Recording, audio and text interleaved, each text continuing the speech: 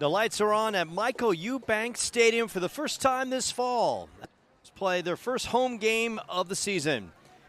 The Sentinels stepping up from Class 4A as they welcome in Barry Goldwater in the 5A division. Seton decked out in the home red as the Sentinels get set to take on the Bulldogs. Good evening, everyone, and thanks for tuning in to the Seton Catholic Sports Network. I'm Joe Pequeno. Coach Pete Walheim's team has come out of the gate slow with road losses to Saguaro, out of Tucson, and Valley Christian. Now they face 1-1 Goldwater, led by veteran head coach Frank Tout. Goldwater rolls in with a high-powered wing T offense, rushing in a big way, putting up 300 yards per game. Seton will have to contain junior tailback Marky McKinnon, who's rushed for 295 yards with 4 touchdowns. Offensively, Seton has to get the offense going and protect quarterback Jake Morris. It's a beautiful night for football. Gorgeous, not too hot, on a mid-September Friday in the fall of 2022 as these squads meet for only the second time. They met last year at Goldwater, with the Bulldogs winning by the count of 20-13. Sentinels looking to build some home momentum and get the season going in the right direction.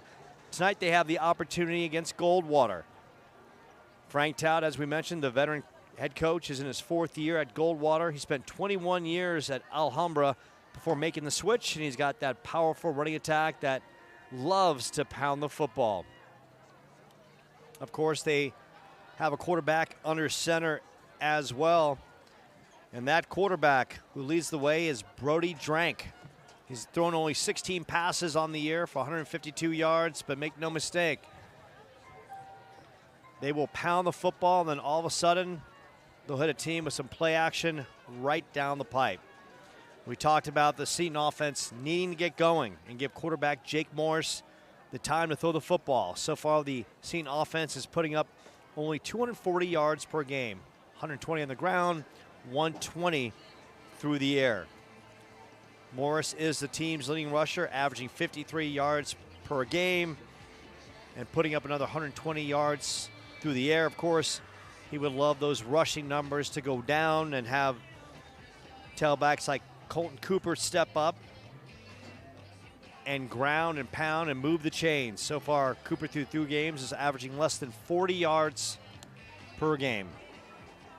Through the air, Gio Barone leads the receiving corps with 5 catches for 80 yards. So, Seton home for the first time, a good crowd here at Michael Eubanks Stadium.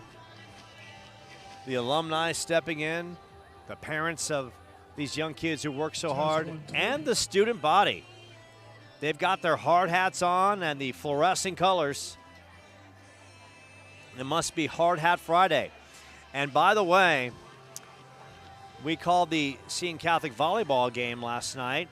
The squad victorious, knocking off Paradise Honors for its first home court victory of the year. Congratulations to Coach James Johnson, his assistants, Coach Milhone and Riley Johnson, doing a great job with that team. A lot of new faces on that squad.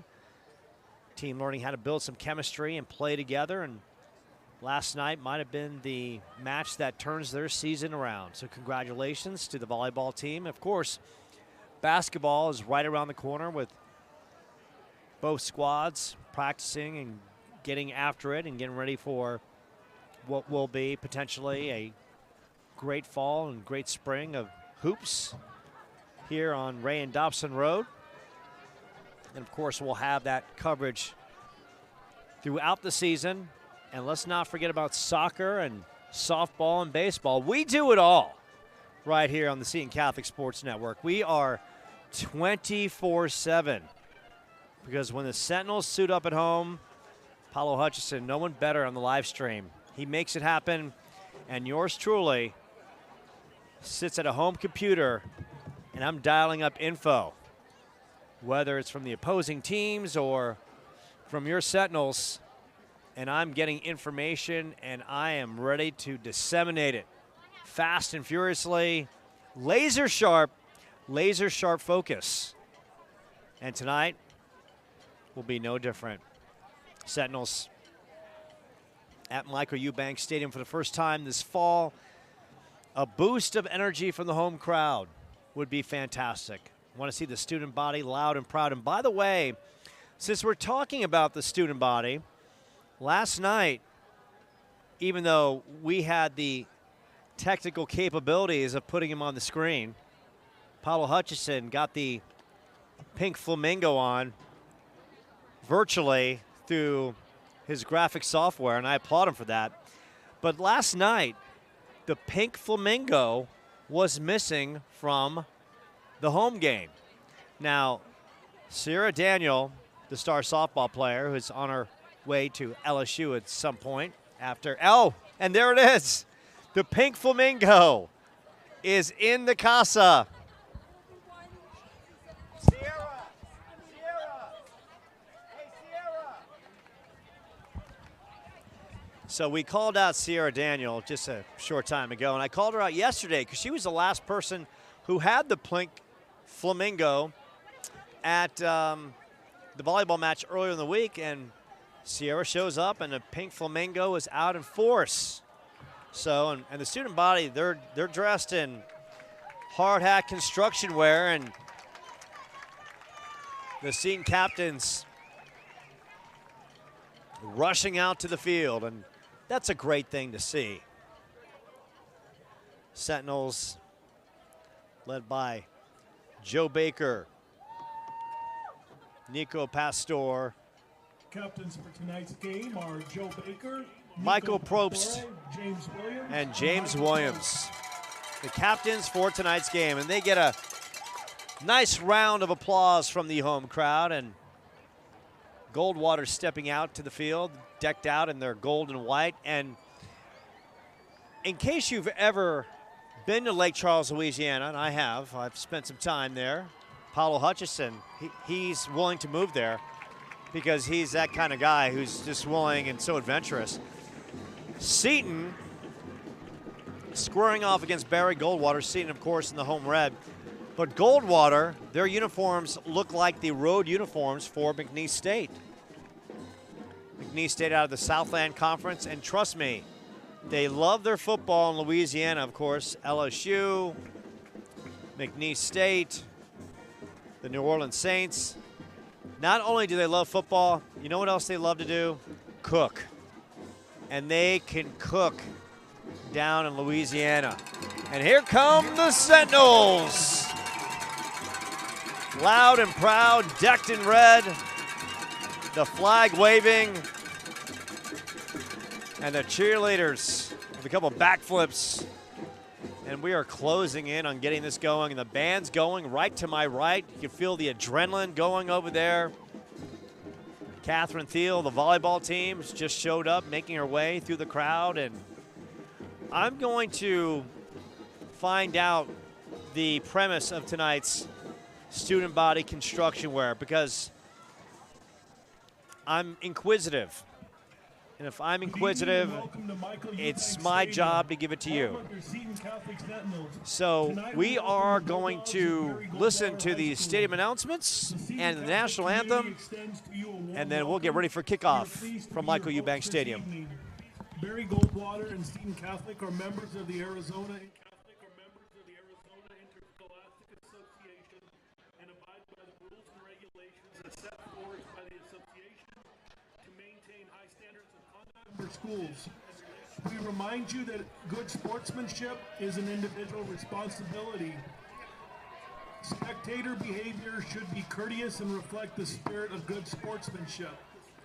We ask you to cheer for your team and show respect towards your school, the opponents, and game officials. Our officials for tonight's game, as assigned by the AIAR, Kurt Gitzvenauer, the referee, Sean Brown, umpire, Tyler Daughtry, head linesman, Richard Davis, line judge, Marquise Johnson, black judge. We'd like to introduce our guests from Barry Goldwater, coached by Frank Lobb. And we'd like to introduce your Seton Catholic Sentinels, coached by Pete Walheim.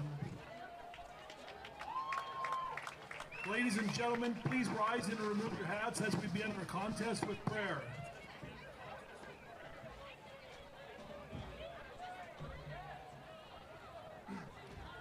In the name of the Father, Son, and Holy Spirit. Dear Lord, thank you for the many opportunities you have given us. Thank you for this time to gather in the spirit of competition. Please help these athletes and officials perform to the best of their abilities and keep them free from injury. St. Elizabeth Ann Seton, pray for us. In the name of the Father, Son, and Holy Spirit, amen. Please remain standing for the national anthem sung by our very own Madison Ibarra.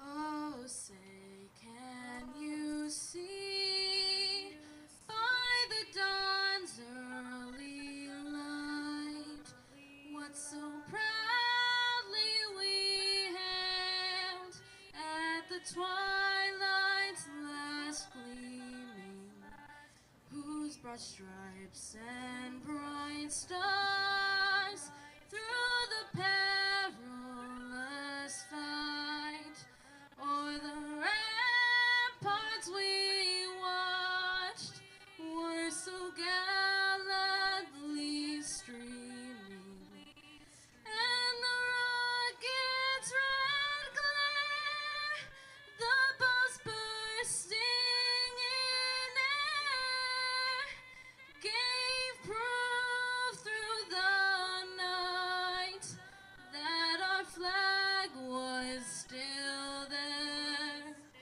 Oh, say does that star-spangled banner yet wave o'er the land of the free and the home of the brave?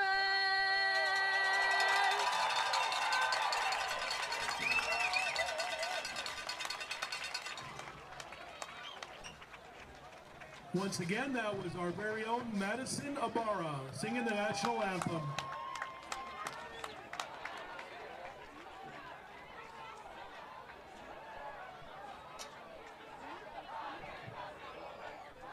Once again, the captains for Seton are Joe Baker, Nico Pastore, James Williams, and Michael Probst.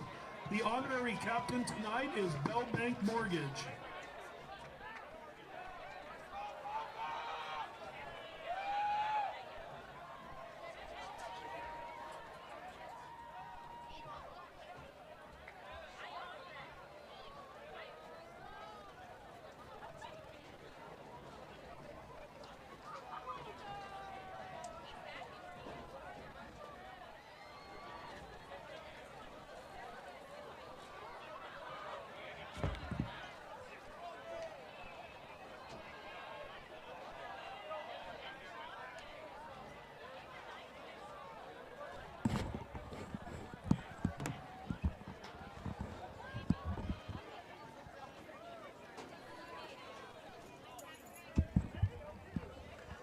So the announcements are situated. The national anthem has been played. And I had a chance to talk to Sierra Daniel about last night's Pink Flamingo no-show. She said there was a miscommunication with the other spirit leader, Danny Alexander, and that's why it was not present last night at John J. McMahon Gym. But Sierra was here. Wanted to let everyone know in Sentinels Nation that she's sorry about the miscommunication and that the Pink Flamingo out in force. And the student body decked out in neon tonight. That's the theme. So they're not doing any kind of construction work on Ray Road. It's needless to say they've got their neon on and ready to get after it and have a good time. So Seton will be kicking off to get this one started. And doing the duties is Cameron Welp. Welp will get this one going. And Seton would love to get a stop early on in this one. Of course, as I mentioned earlier, Goldwater averaging 300 yards a game on the ground with that wing T offense. So pinning them early to start this one. is paramount.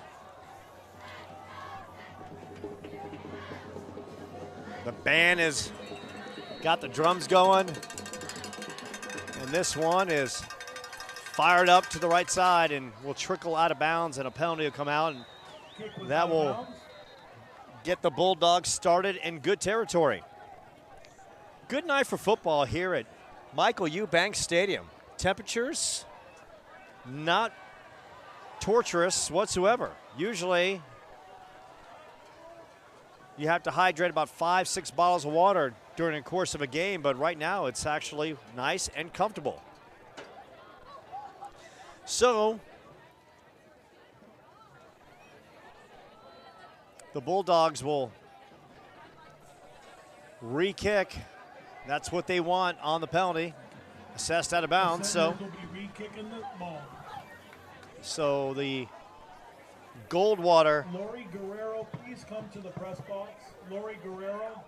Return team will get an opportunity to get this one going in the right direction.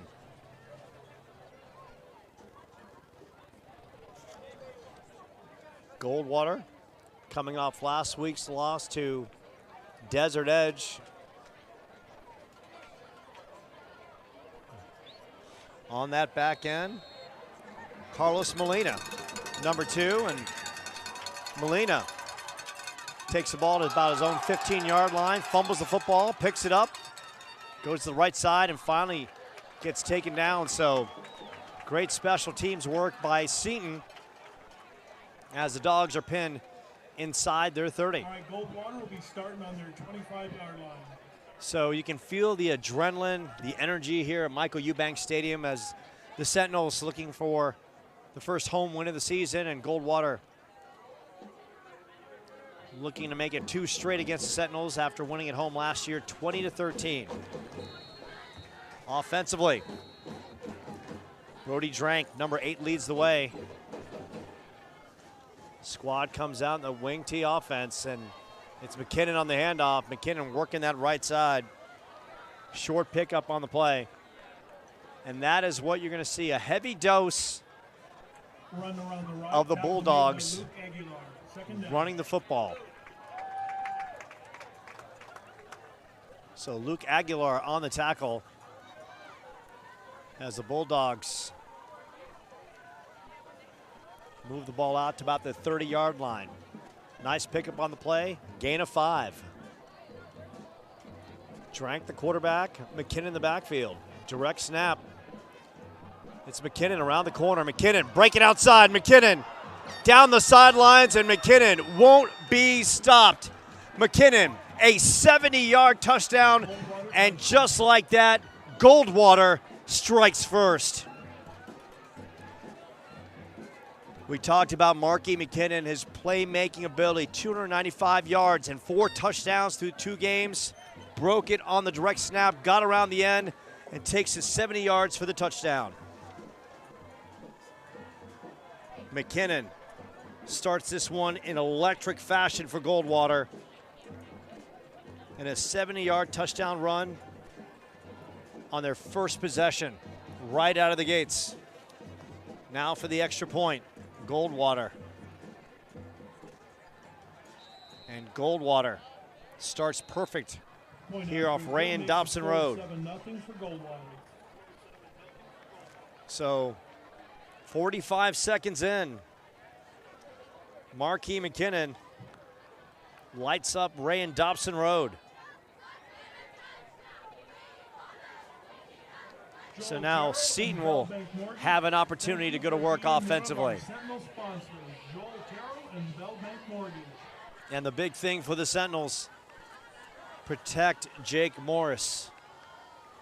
The big boys up front have got to give him some time and give him an opportunity to make some plays. Luke Aguilar back to receive, as well as back to receive the kickoff. Gio Barone. Gio Barone and Luke Aguilar.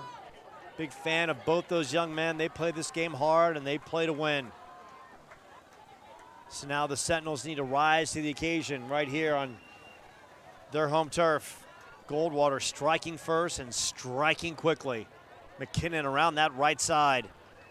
That big offensive line pancaked that right side, and McKinnon broke around on the direct snap and went all the way.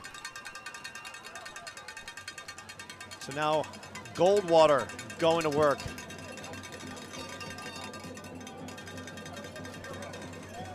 Kicking off.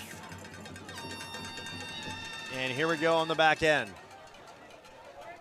Barone receiving. Fake the reverse. Barone gets it across. Out past the 30 to the 35. And a good return by Gio Barone. Brings the ball up to the Sentinel 35-yard line where they will start.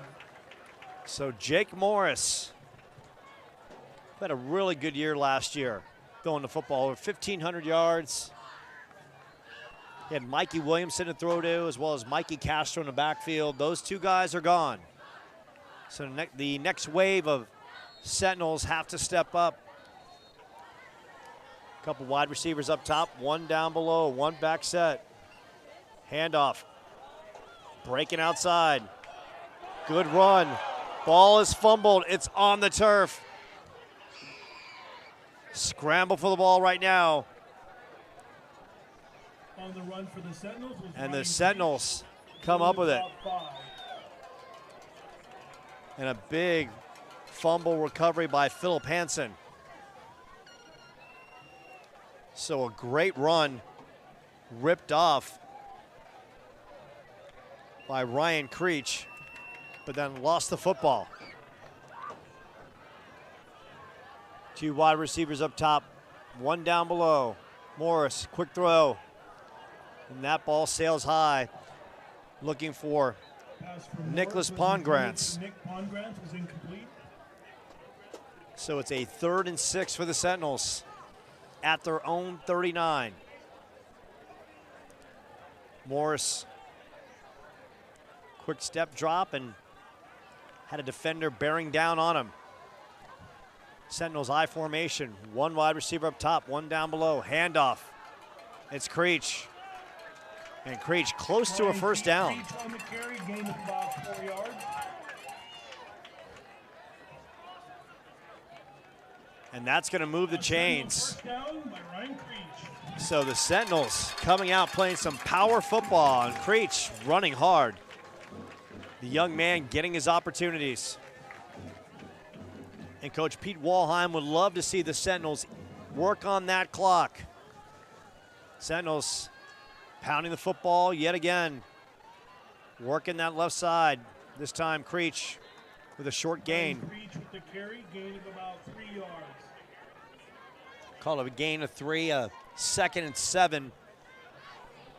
Goldwater coming off that loss last week. They were torched by Desert Edge. Scorpions have an excellent football team. No shame in losing to that squad. Sentinels, 2 wide receivers down below. I formation. Morris under center. Drops back, hits Barone in the flat. Barone tackled immediately. Great tackle. Oh, Cyrus Rodriguez, but there's a flag down on the play, and that could be a possible face mask. And we'll see what the call is. Looks like it'll go against Goldwater. And that is the call. Illegal. Hands to the face. So the chains move, and the Sentinels on the move with a first down at the 37-yard line. Sentinels looking to answer with their drive of their own. Man in motion, and a lot of motion on that line. No question that'll be illegal motion by the Sentinels.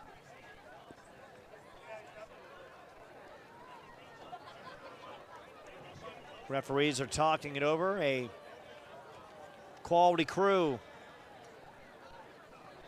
had an opportunity to talk to a couple of refs earlier. They're excited about calling this one. Battle of 4A and 5A. And here's the call. And I stand corrected.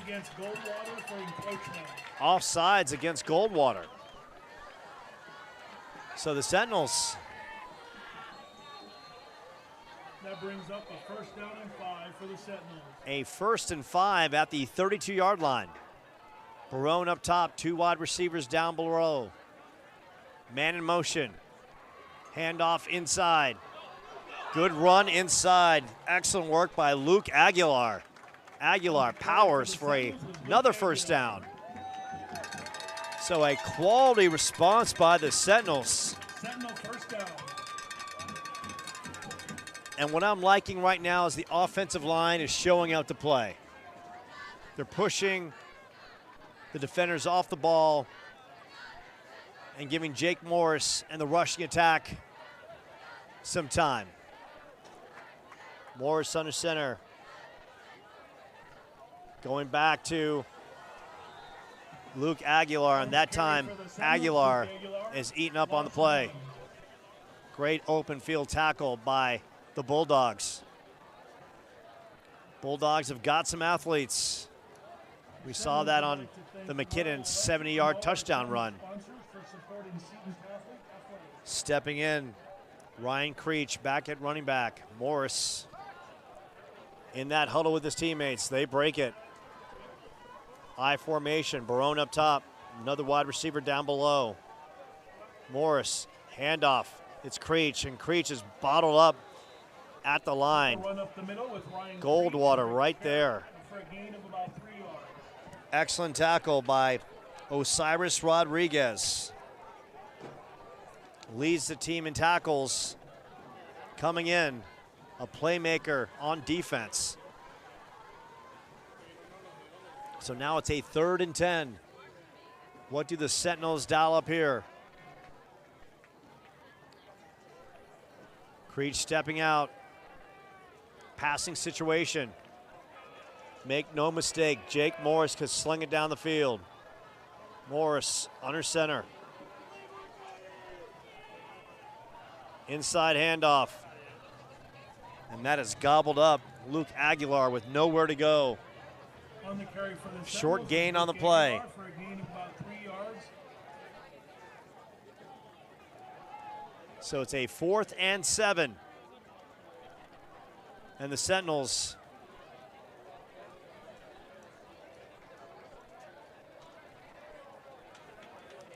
deciding what to do. Morris still on the field.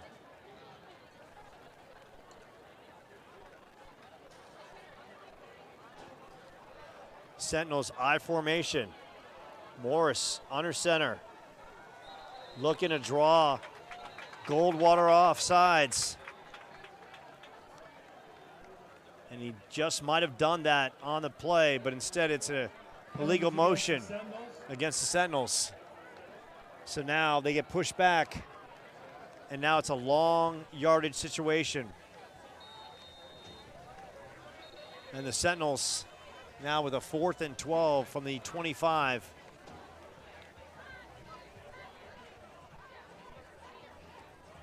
Pete Walheim and his team responding after the long touchdown run by McKinnon. Sentinels, 1 wide receiver up top, 1 in the slot, 1 back set. Morris stepping back. Morris stepping up, rolling to his left. And Morris trying to avoid the rush and finally gets dropped. Goldwater brought the heat from the outside. And the Bulldogs with a quality bite defensively. Dominic Giordano on the tackle. And the Sentinels get nothing after a quality drive. So Goldwater takes over with a 1st and 10 at their 27. Quarterback Brody Drank leading the way. Marky McKinnon, this time is Drank dropping back, throwing in the flat. Quality pitch and catch on the receiving end. Evan McMur. Aguilar on the tackle. So make no mistake, just when Goldwater lulls you to sleep, they'll come out and play action and throw a dart or two down the field. Very short gain on that play as the refs are talking things over. Flag down on that play.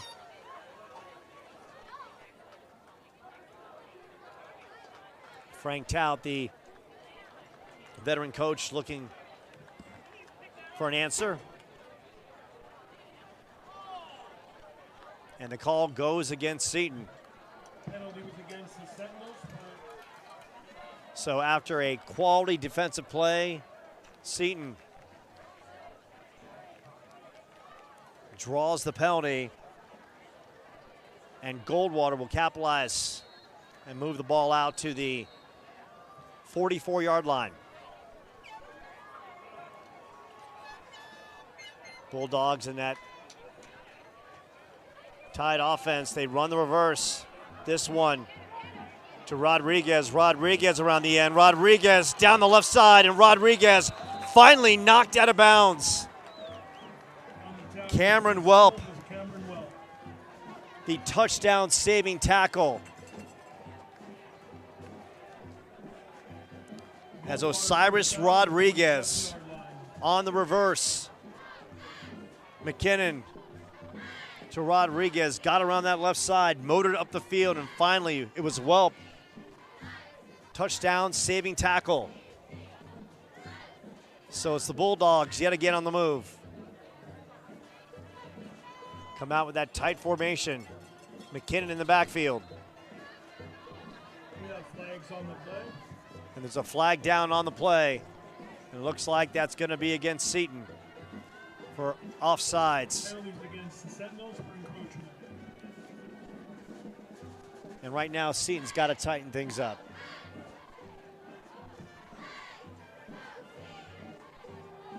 So Goldwater gets a couple more yards up the field, and with a 1st and 5. Come out in that tight formation. Drank. McKinnon on the direct snap. McKinnon around the corner. McKinnon into the secondary. McKinnon finally knocked out of bounds at about the 9-yard line. So right now, the Bulldogs are showing their cards. McKinnon in the backfield, taking the direct snap, turning the corner, and another quality pickup. And the Bulldogs go to the line of scrimmage quickly. McKinnon, another direct snap, turning that right side. McKinnon at the 5. McKinnon. And the ball is fumbled. And they call it a touchdown as McKinnon gets in from 8 yards out. Touchdown for Goldwater. So McKinnon on his way to a Hall of Fame night. His 2nd touchdown in this first quarter. And the Sentinels now down 13-0. And the Bulldogs are showing their cards, just attacking that right side of the line. Extra point is up, and it's good. Point after was good, makes the score 14-0. And it's 14-0. Bulldogs coming to Chandler, taking control of this one early. A lot of football left to be played here as the Sentinels Be sure to check out the Chandler Arizonians. looking to regroup on their home field. Good crowd here at Michael Eubanks Stadium. Parents and alumni everywhere. Student body all decked out in neon. Neon's the theme of the night. And of course, no Seton Catholic athletic event would be complete without the pink flamingo. And maybe Paulo can get the pink flamingo up on the telecast tonight as well. You saw it last night during volleyball. Maybe we could sneak them in the corner.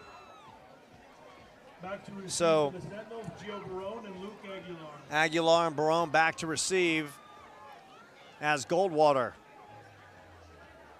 coming to the Southeast Valley and taking control early. And I'm never a fan of the fake kick. Never a fan. All it does is just eat up a purse's energy. Needs to say, I digress on the kickoff. This one, quality down the field. Aguilar giving chase, and that's going to go into the end zone, and Seton will start from its own 20-yard line. So Seton with a nice drive, working the ball down inside the Bulldogs' 30-yard line before stalling and settling for nothing. So now a second opportunity. They ran hard. Ryan Creech with some good runs, as well as Luke Aguilar. Scoreboard, you'll see the lovely family on the red sofa. They are the winners of an evening in So Cactus here come Country the Sentinels. Jake Red Morris. Sofa, the Alexanders. Couple wide receivers down below, one back set, Morris.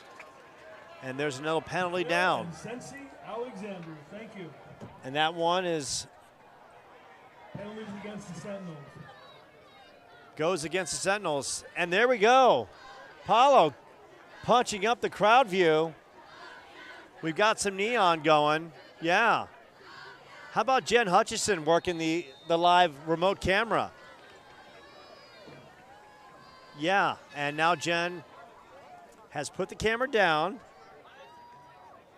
She's still learning the ins and outs of camera work, but we love Jen. She's fantastic. Morris rolling to his right under a big rush and dumps one in the flat, and that falls incomplete. Looking for Creech. And there's a penalty back at the line of scrimmage, and Pass was intended for Ryan Creech. Incomplete. And the refs will Flag on the play. talk this one over briefly. And right now, Seton needs some positivity going on their offensive execution.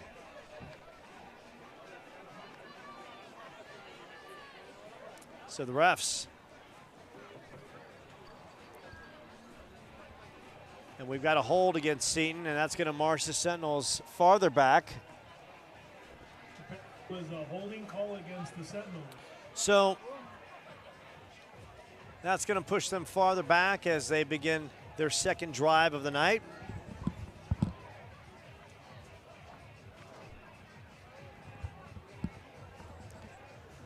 But nothing is stopping the fun and optimism of this home crowd. By Goldwater. Brings up second down. So a 2nd and 15 for the Sentinels as Goldwater declines the penalty. Jake Morris, I formation. One wide receiver up top, one down below. Morris under center. Handoff.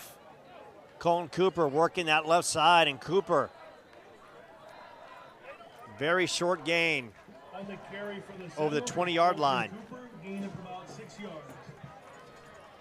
So Cooper running that left side. Sentinel fans, don't forget Now to with get a your 50-50 3rd and raffle 9 at the tickets. 21-yard The line. ladies are out there selling the tickets 50-50. 50-50 raffle. Oh, yeah. Break out your wallets. You never know what you could win. A raffle win will take you into Sunday feeling like a champ. 3rd and 9 for the Sentinels at the 21-yard line. Under 4 minutes left in this first quarter. Jake Morris under center. Morris rolling to his right under a big rush. Dumps it off the other way. Good screen. And this one will get the first down. Quality pickup by Joe Baker. Pass from Morris to Joe Baker was good for about 30 yards. Brings up a Joe Sentinel Baker. touchdown. Making things happen with the 30-yard pickup. And that's just a great call by the Seton coaching staff. Goldwater blitzing from that left side. Catching Goldwater, lacking bodies on the other side. The throw back the other way. Screen set up perfectly. Baker up the field, out to the 49-yard line. Quality pickup. Sentinels with a 1st and 10 at the 49. Now we've got another whistle down as Don't forget the refs come over to the side of Seton to talk some things through. Sentinels, don't forget the concession stand is open. They have sodas, Gatorade, water, lots of goodies, hamburgers, hot dogs, churros. And we have Ava's kettle corn is on sale. And in case you missed that, here at the Seton Catholic Snack Bar, hamburgers, hot dogs, kettle corn, churros. My goodness, who doesn't love a good churro, right? But you got to have some ice cream with it, right? Wow. Paulo Hutchison disagrees. He says a churro is good all by itself. And you know what? He's absolutely correct. Seton with the first down and 10 at the 49-yard line. One wide receiver up top, one down below. I formation, Morris under center. The pitch, it's Aguilar, and Aguilar is bottled up. A slew of Bulldogs in on the tackle. And leading the way was Dominic Giordano. Fierce at the point of attack. Goldwater, a 5A school. Some pent-up anger after losing a Desert Edge last week. Two wide receivers down below. I formation.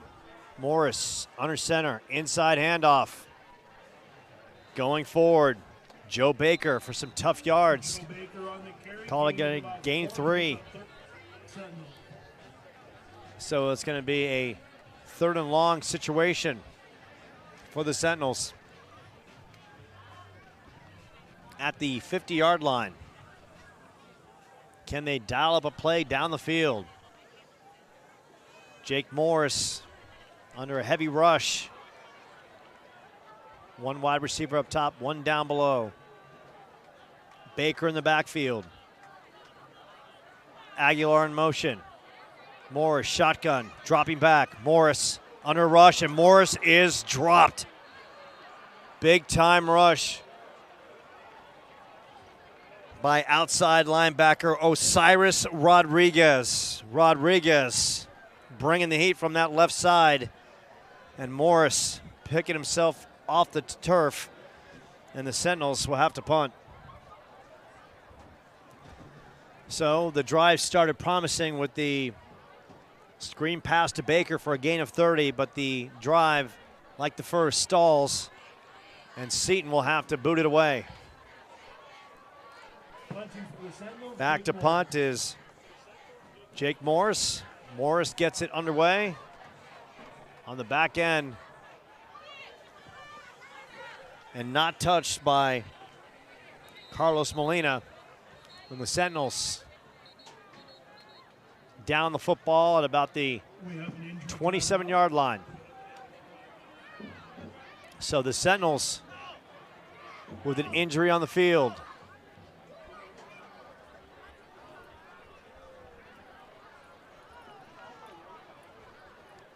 Trying to get a name and a number for you. I've got the binoculars on.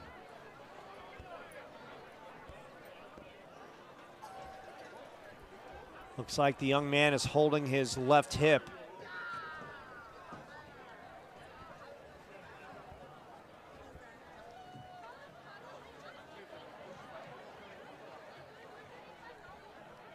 And this could be Jake Morris on the field.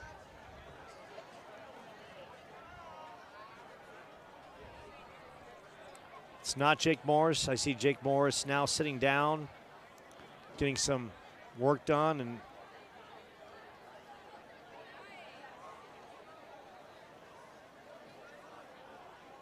so a hush over the crowd here at Michael Eubanks Stadium as the Sentinels already short on bodies coming into this one.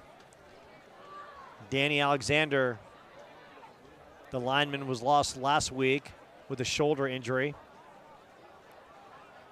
And now a potential injury to another player for Seton, and that is number 33 stepping up, and that is Joe Baker. And Joe Baker walking this one off, holding his left hand across his body.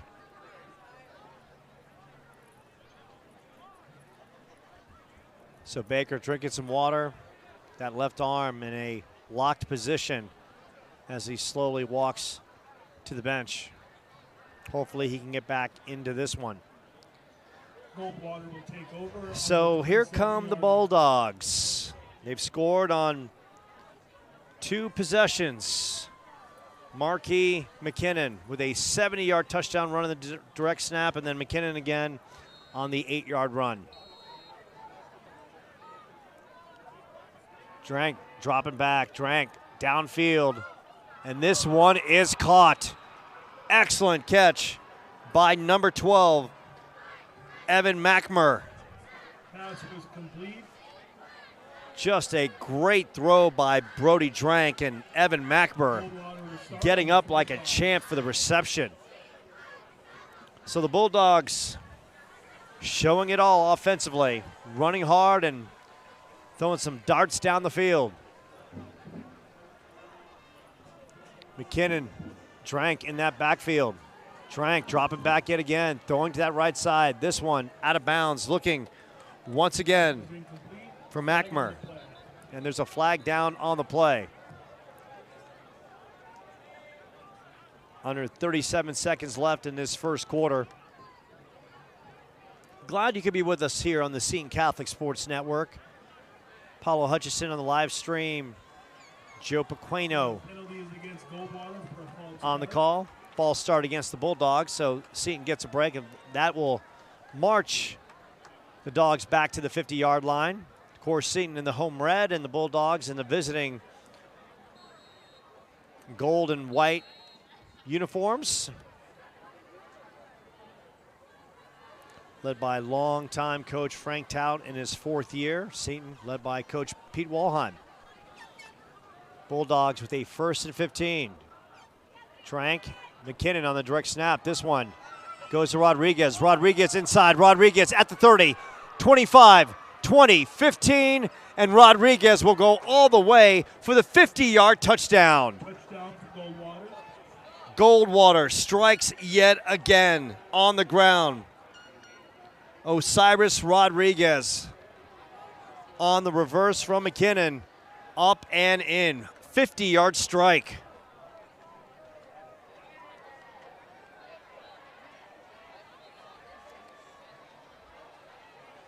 So that vaunted Bulldogs rushing attack coming in, averaging 300 yards a game already with over 130 in this first quarter.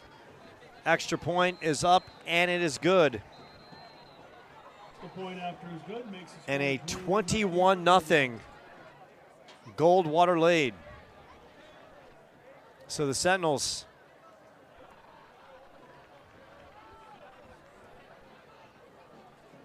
with 27 seconds left to get out of this first quarter and regroup. Sentinels Nation on hand, from parents to alumni to the student body. Student body decked out in neon. Goldwater across the way. And this is a good time to announce our sponsors. How about Bell Bank Mortgage, the Times Media Group, Wendy's, Rural Electric, Advanced Hearing Group, Umbria Builders, Jorgensen Family, Home Coach Realty, and Friend Contractors. So the Bulldogs coming across the way and taking care of business with their vaunted rushing attack.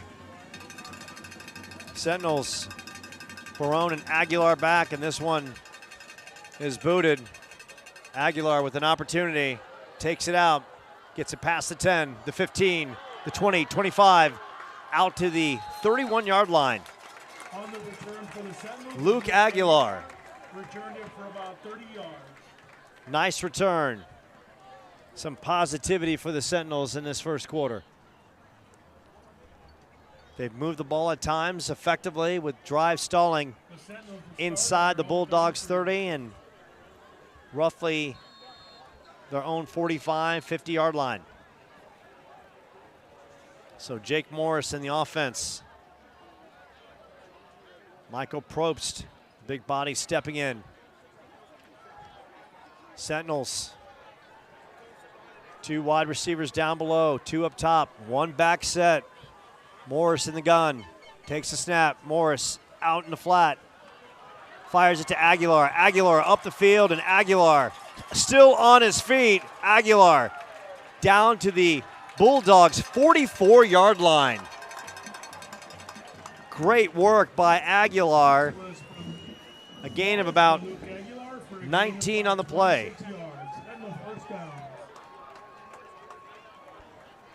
So great run after the catch by Aguilar. And that's going to end the first quarter. And after one, the Bulldogs with a 21-0 lead. We'll take a short timeout here on the Seton Catholic Sports Network. The Sentinels would like to thank our gold sponsors. They are EdTech. They are EdTech Solutions, the law offices of Mark Bukowski, Ungrants Orthotics and Prosthetics, Spotlight Sun.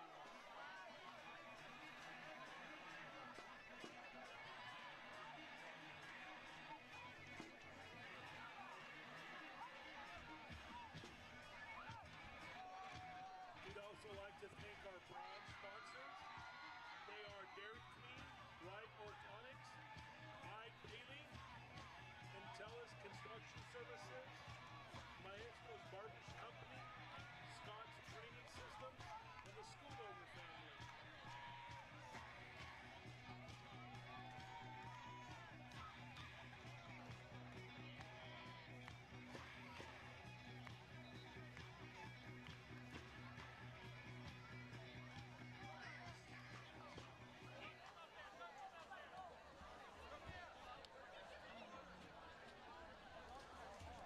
Giving you back to Michael Eubanks Stadium for the start of the second quarter. Seton getting smacked hard in that first quarter by the Bulldogs. Bulldogs scoring on all three possessions. Now Seton with an opportunity. First down at the Bulldogs' 44-yard line. Morris, shotgun, throws one quick in the flat. Barone could not handle it, and it's a 2nd and 10 for the Sentinels. Bulldogs started the year with a victory over Deer Valley. Lost last week to Desert Edge. Desert Edge, a quality team with a lot of athletes. Seton coming off losses to Tucson Saguaro and last week's loss to Valley Christian. Two wide receivers up top, one back in the backfield. Morris, time to throw. Lets it rip, and Gio Barone on the out route, and Barone could not haul it in. Pass was incomplete. Brings up 3rd down. And sometimes you got to make a play to help your quarterback. So now it's 3rd and 10. And Morris gets the call from the sidelines and gets into the huddle. And Seton needs to get a first down and keep its defense off the field. Two wide receivers up top. Aguilar in motion, one back set. Morris passing the flat to Aguilar, and Aguilar getting dragged down by a slew of Bulldog defenders. Pass was complete to Luke Aguilar for a gain of about 3 yards.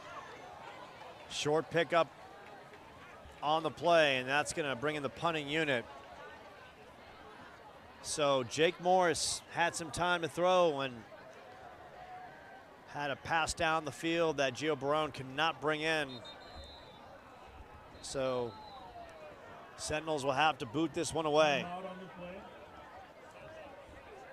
Sentinels called a timeout to talk this one over. Got to pin the Bulldogs back and stop that rushing attack. The Bell Bank Mortgage team for your continued support to the Seton community. And once again, we'll talk to our great sponsors, give them some love while we got this timeout in the field. Of course, Bell Bank Mortgage, Times Media Group. Who doesn't love Wendy's? I love Wendy's. Their burgers are fantastic. I would take Wendy's over In-N-Out any day of the week. Absolutely love Wendy's. Rural Electric, Advanced Hearing Group, Umbria Builders, the Jorgensen family, Home Coach Realty, and Friend Contractors. Yeah. Thanks to all those great sponsors out there that help promote Seton Athletics. No question. Everyone on campus appreciates it. So Seton with the 4th and 10 from the 44.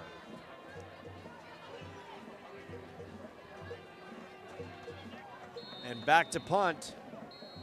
Nick Pongrantz will let it go.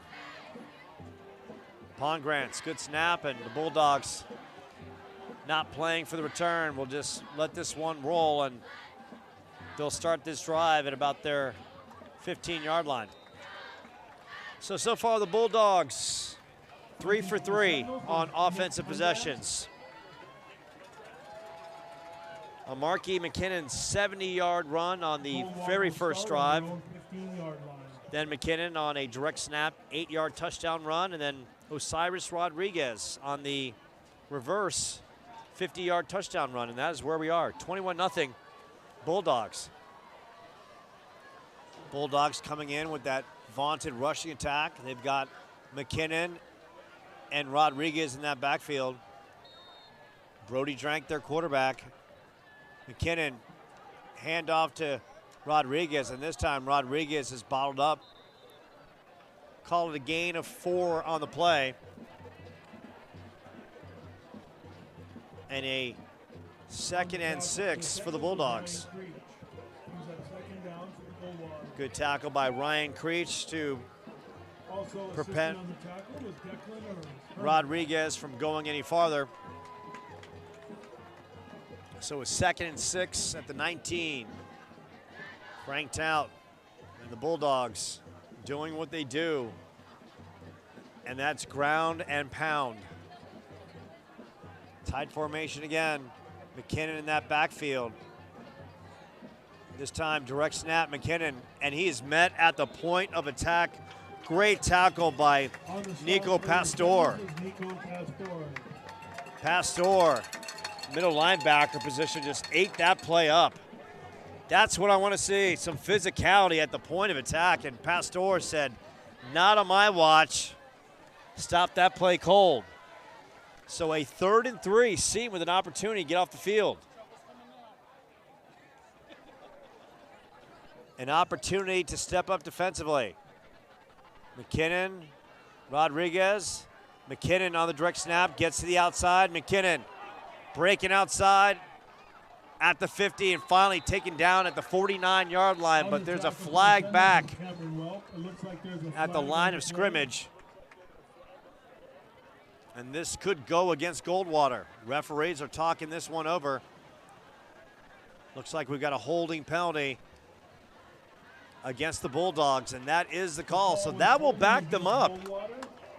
So the Sentinels get a break as the big run by McKinnon gets called back. Pete Walheim directing traffic to Ryan Welp. So now it's a 3rd and long situation for Goldwater. But once again, they've shown they can hit the big play through the air. Brody Drank, short time ago, hit receiver Evan McNamara down the field. So 3rd and 12, and the fans are chanting defense. Goldwater, 1 wide receiver up top, 2 down below. Man in motion is Rodriguez. Drank under rush, and Drank avoids the rush and finally gets taken down. Big hit by number 55, James Williams, blitzing, and Drank on the turf, and a big loss on the play. Great defensive call by the Sentinels. James Williams up the gut, brought the pressure, and the Sentinels get their first stop defensively in this one, with an opportunity for great field position. So if you're Coach Pete Walheim, what do? Play for the return or go for the block? And the Sentinels don't have anyone back, so they're playing for the block. 4th and 24, 8:25 left. This one knocked down that left side and short. Flag down on the field. So Seton with a golden opportunity Well, we'll have to see what the flag is as the refs talk it over.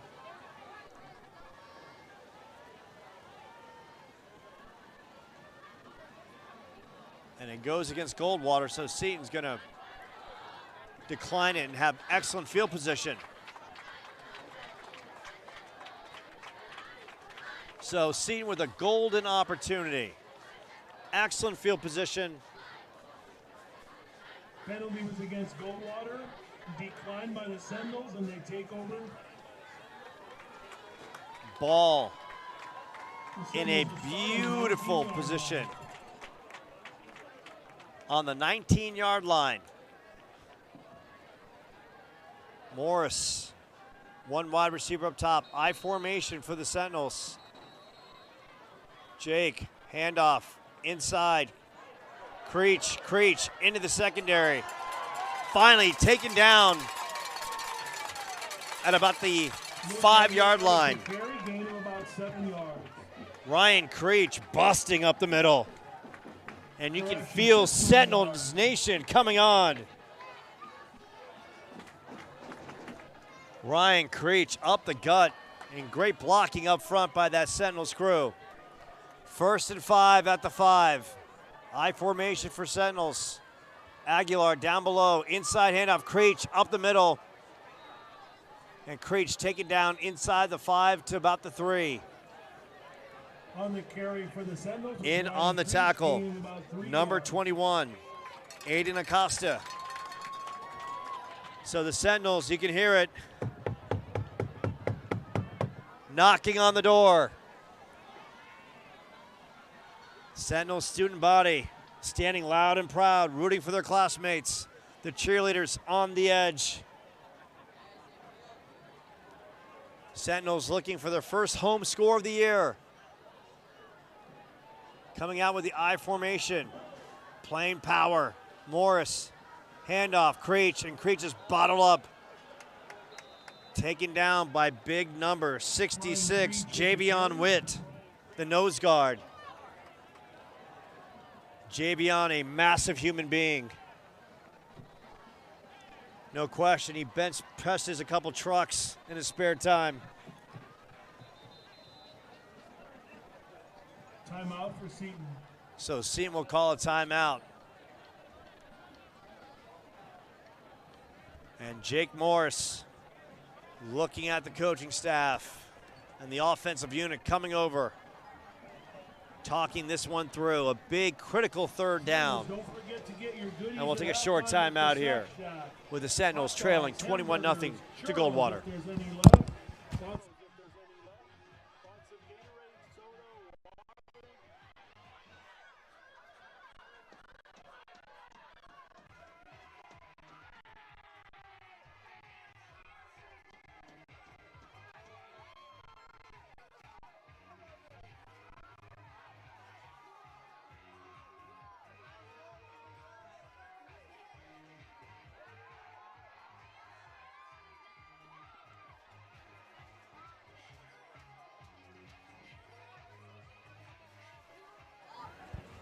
So the cheerleaders throwing some T-shirts into the crowd. I wish they had the rocket launcher, right? The rocket launcher T-shirt, Walter, is one of the best attractions you can have.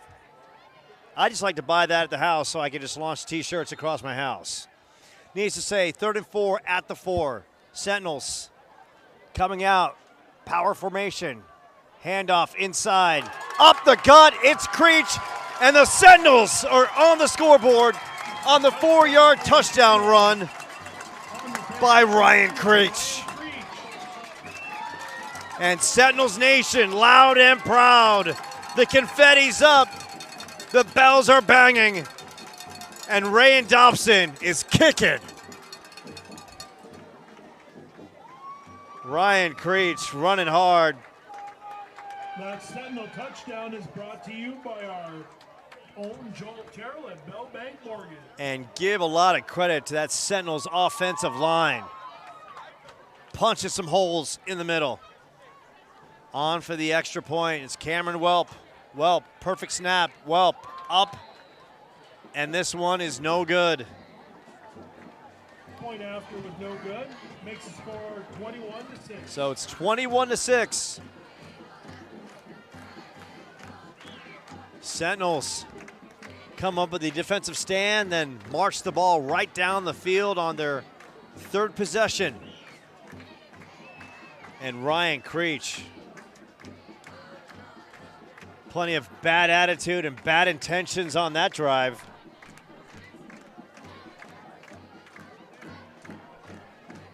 And on the bad attitude scale, I give Ryan Creech about a 9.5.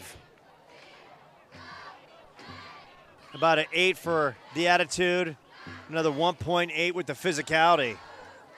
I'd give more, but he was essentially untouched. Only thing missing was the Sentinel mascot doing some push-ups. I want to see that out here. I want that Sentinels mascot going to work. So Welp will kick off as Goldwater facing some adversity for the first time in this one. Welp boots it down the field. This one picked up by their corner, and he is dropped. Great open field tackle by Quinn Sullivan. Sullivan just bringing it. And all of a sudden, the Sentinels firing off the football. On the kickoff tackle, we saw the great sack by James Williams. Now Quinn Sullivan, the great open field tackle. And how about the physicality by the offensive line to allow Ryan Creech up the gut for the 4-yard touchdown. The flag is against Goldwater. And even better, there's a flag against Goldwater. And all of a sudden, I'm feeling a second quarter jolt of adrenaline, courtesy of the home red. Big Red bringing it in this second quarter. So here comes Goldwater. McKinnon and Drank. McKinnon direct snap, working that left side, gets around the corner. McKinnon, call it a gain of 12 on the play. Marquis McKinnon already has a 70-yard touchdown run and an 8-yard touchdown run. Work that left side.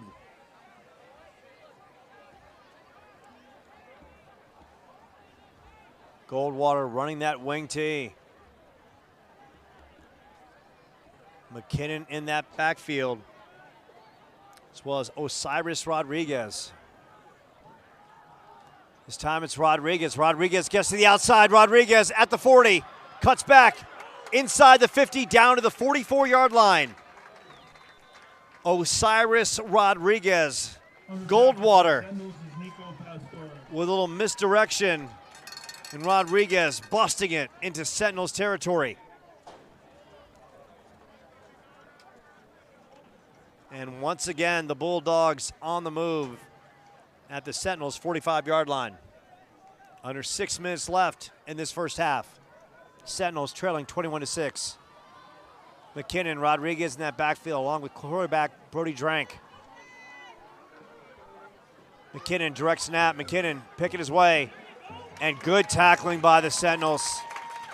A slew of young men in that backfield. Nico Pastor and Gio Barone in on the tackle.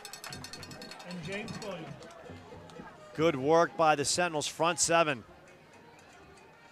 Now a 2nd and 12. One on the play brings up second down. Goldwater taking its time with the lead and the clock in their favor as this second quarter slowly ticks off. Fans crying for another defensive stand. McKinnon, Osiris. McKinnon, another handoff up the middle. This one powered down to about the 40-yard line. Call it the 41. Chris Guerrero and Valenzuela on the tackles. Seton needing a stop. 3rd and 6 situation. Can the defense come up yet again? Seton, tight front. Handoff and busted at the point of attack. Seton coming up big. We called his number once. We call it again. Quinn Sullivan up the gut and stopping the Bulldogs' penetration on third down. Quinn Sullivan playing something fierce. And that's going to bring up a 4th and 6 for the Bulldogs at the 41-yard line. And Frank Town and the Bulldogs, no hesitation, going for it. Drank trying to draw the Sentinels off. And the Bulldogs will call a timeout. So great discipline by the Sentinels, not jumping off sides and helping the Bulldogs' cause. So 4th and 6 from the 41, and we'll take a short timeout here. Sentinels trailing Goldwater 21-6 with under 3:30 left in the first half.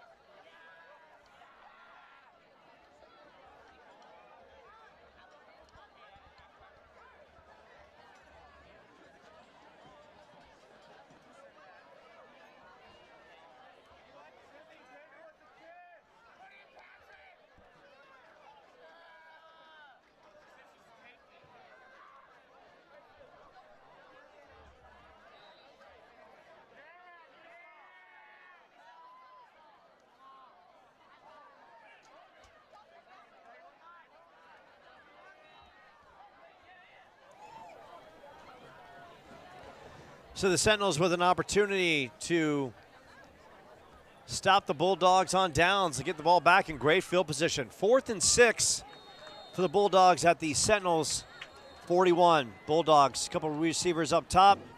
Frank Drank moving to his left. Drank down the field, a wide open receiver, and that's going to be a Bulldogs first down on the receiving end. For the Bulldogs, number 4, Dominic Giordano. Giordano, a fixture at defensive end, coming up big for the first down. Brody Drank rolled to his left, finding Giordano, and that extends the Bulldogs' drive down to the Seton 13-yard line. And it's the Bulldogs coming out in that wing tee yet again. Inside, Drank, and Drank gets stopped inside the 5. And that was misdirection at its finest. Osiris Rodriguez was going one way, Marky McKinnon was going another way, and Drank just called his own number. And the Bulldogs yet again in striking position.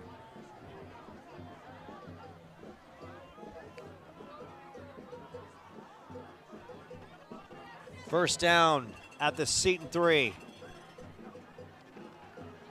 Drank outside, and Drank barrels in, and does he get in? Yes, he does. Brody Drank called his own number and gets into the end zone on a 3-yard touchdown run. And the Bulldogs' physicality stepping up late in this second quarter, as Goldwater looking golden on that drive. Now with a 27-6 lead, awaiting the extra point.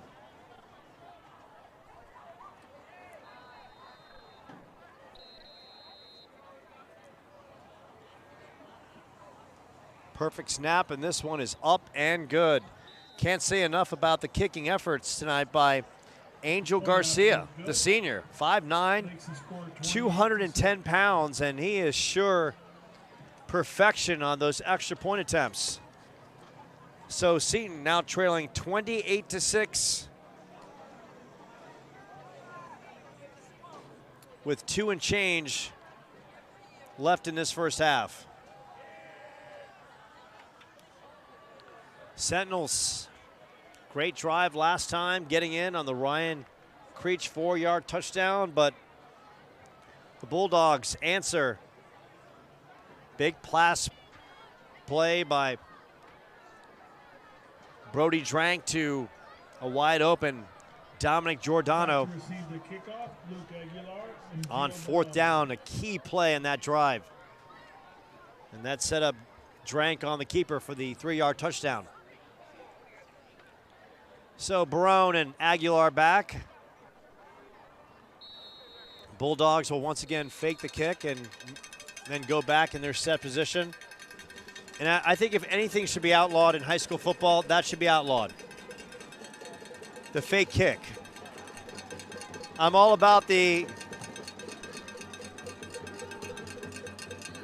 pooch kick. I'm all about the onside kick, but the fake kick, no. So needless to say, ball is down and Sentinels will take over at their 20-yard line. 2:20 left in the first half. Sentinels down 28-6. 4 rushing touchdowns by the Bulldogs. McKinnon, first drive, 70-yard touchdown run. Bulldogs came right back. McKinnon on the 8-yard touchdown run. Osiris Rodriguez ripped off a 50-yard run. And then Brody Drank. Drank quite thirsty after the score. Made it 28-6. Paulo Hutchison amazed by these lackluster one-liners I can come up with. There's more in the tank. Maybe some later for Brody Drank.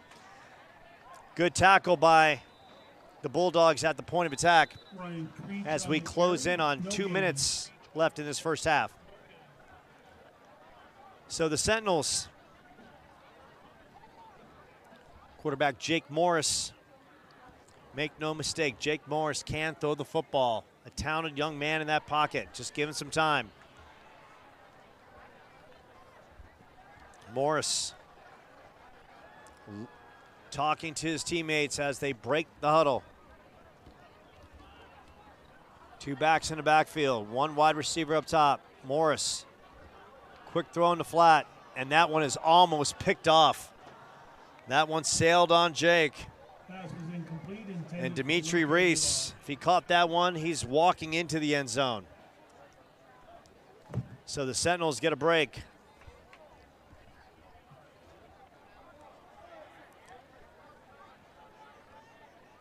So the Sentinels, $1:36 left in this first frame. 1 wide receiver up top, 2 back set. Morris under center. Morris dropping back, time to throw. Pass down the field, and this one is dropped. Michael Probst over the middle, and that was a quality call. Catchable ball, got to make the play. So now it's 3rd and 10. Sentinels at their own 20, and the last thing they want to do is give the ball back to the Bulldogs late in this first frame. And that was the 3rd down situation, so they are punting it away. This one knocked, and the Sentinels giving chase and picked up the return man for Goldwater, and that is Carlos Molina. Quite daring, and Molina gets the ball up to the 47-yard line. So $1:20 left in this first half. Question is, how does Goldwater play this one out?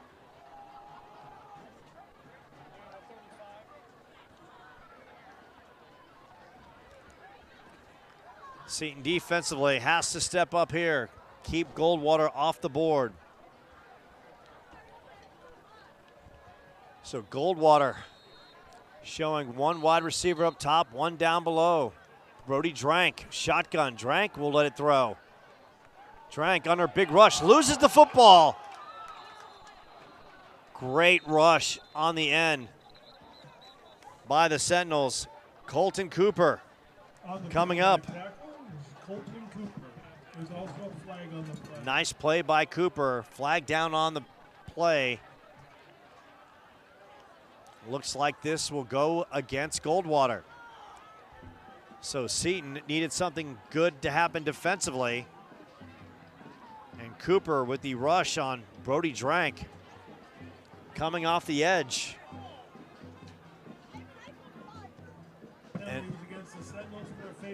And the penalty goes against the Sentinels. Mercy on the face mask. So that's going to push the ball up all the way to the 44-yard line of Seton. Now Goldwater with a $1.06 and counting with an opportunity. Drank, one wide receiver up top, two down below. Rodriguez in the slot. Evan Mackber, the bottom of your screen.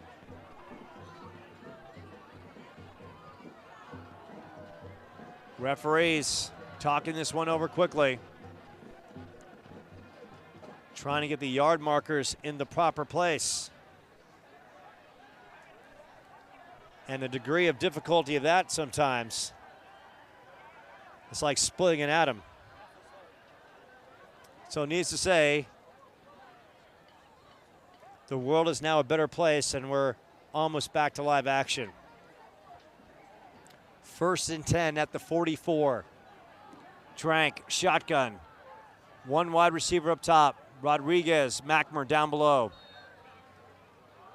Goldwater looking to expand on a big lead. Down the field and almost picked off.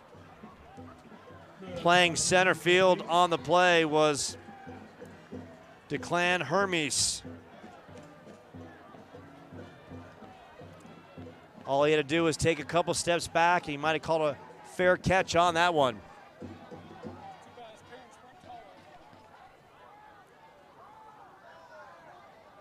So Goldwater, 57 seconds left with a 2nd and 1. Once again, two wide receivers. Drank moving to his right. Drank throws to the sidelines. This one's incomplete. Incomplete pass.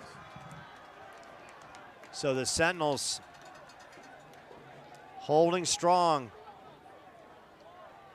Now a 3rd and 1. And you figure, if you're Goldwater, you're going to give the ball to your best offensive player. And that's going to be Marquis McKinnon on a 3rd and short. So Goldwater comes in with that tight formation. McKinnon in the backfield. McKinnon direct snap. Rodriguez, that left side. Rodriguez into the secondary. Rodriguez busted over the middle and down to the Seton 26-yard line. Tackle was made by So Goldwater, and Gio Barone. it's the 1-2 punch of McKinnon and Rodriguez, or Rodriguez and McKinnon. 37 seconds and counting. Drank, fake handoff down the field, and this one is dropped. Incomplete pass. Nice pass. Hit his receiver right in the gut, and you got to make that play. Alex Nepper, the sophomore, 6 feet, $150. We'll hear a thing or two from a coach at the half after dropping the pass play. So for Seton, the clock stops. You have to defend 26 yards. Drank, shotgun. McKinnon in the backfield. Two wide receivers down below. Drank moving to his right. Seton bringing the pressure. Chasing Drank in a good open field tackle. Courtesy. Tackle was made by Joe Baker, and there's a flag. Ryan Welp was there on the ankle tackle. Welp chasing Drank around that corner. Penalties against Goldwater for holding. And a hold call against Goldwater. So Seton bending a little bit on this drive, but not breaking. And right now, the Seton faithful kids are tossing a football around in the stands. Neon night for the student body. A lot of Oregon octane green out here tonight. 2nd and 25 from the 40. Trank dropping back. Time over the middle and right through the hands of Rodriguez. Give Brody Trank a lot of credit under a big Seton rush. Rodriguez a little high, but a very catchable football. And you hate to see a quarterback laying one out under a big rush, under duress, and throwing one down the field, and the receiver gotta do his part.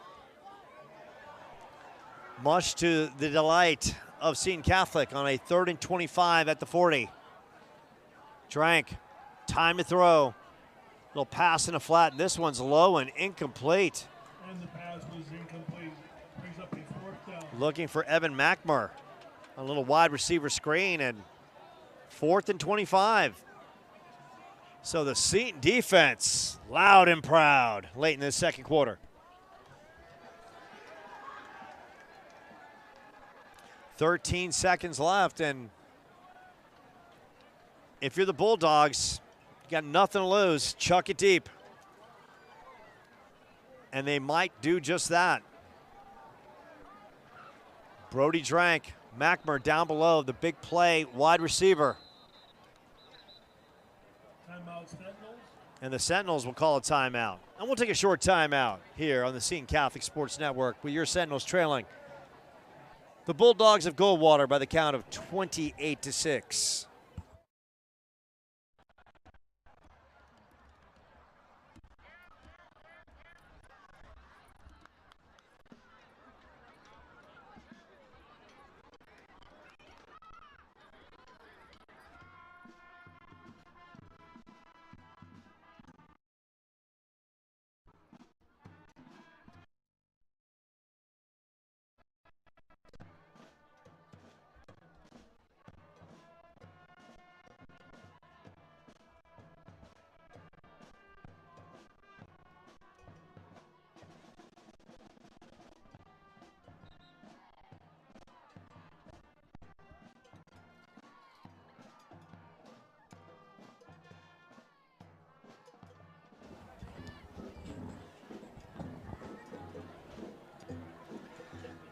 So the Sentinels defensively with an opportunity for a stop with less than 13 seconds left in his first half. Goldwater with a 4th and 25. Brody Drank.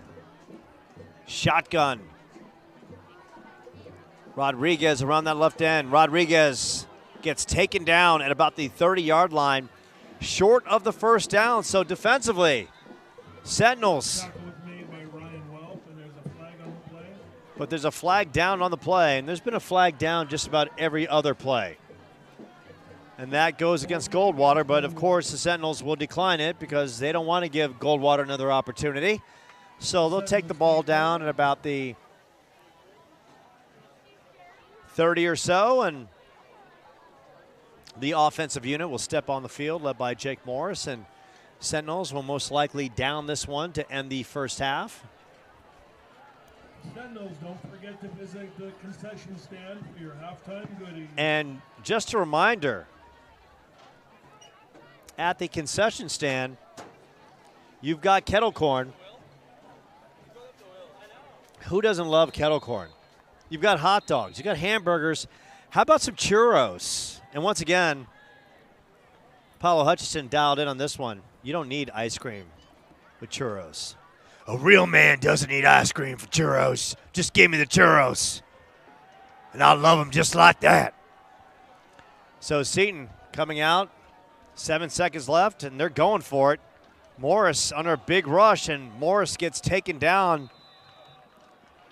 by the big rush on that outside, and that is a dangerous play. And the Bulldogs were up for the task defensively as big Debo Robinson, the junior, 6'2", $185, blitzing from the end. And when you get a name like Debo, you know you're tough. And that's going to end the first half with the Sentinels trailing 28-6. We'll take a short timeout. I got someone close friend and a friend to Sentinels Nation and a friend to all, providing vital securities to the world. Joining me when we come back.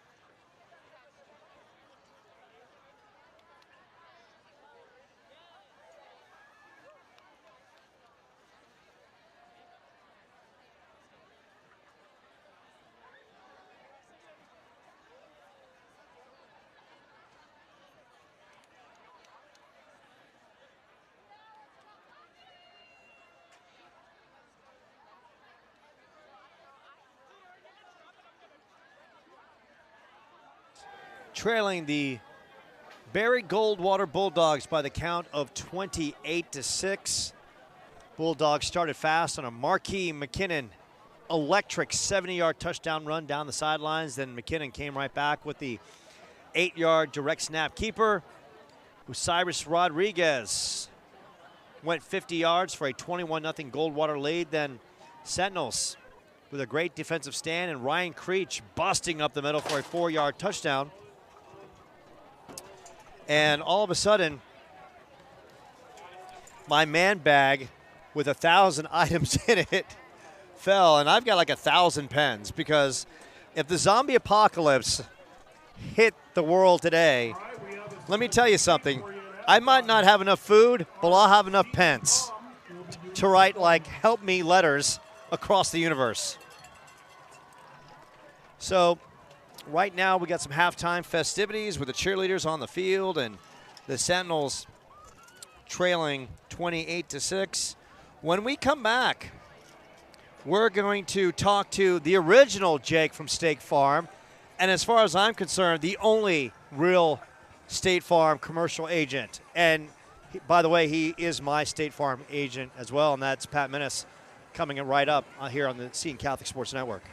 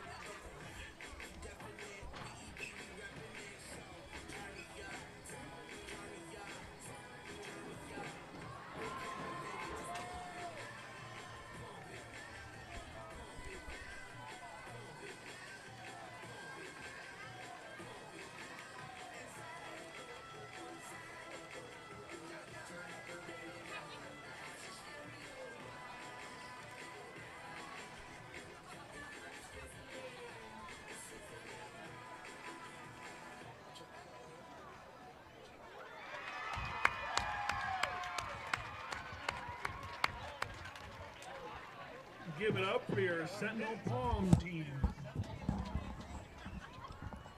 So that was the Sentinels Palm team providing the thrills at halftime, and now joining me, longtime friend from our days back in Louisiana as sportscasters. Pat Menace used to be a sportscaster at KATC.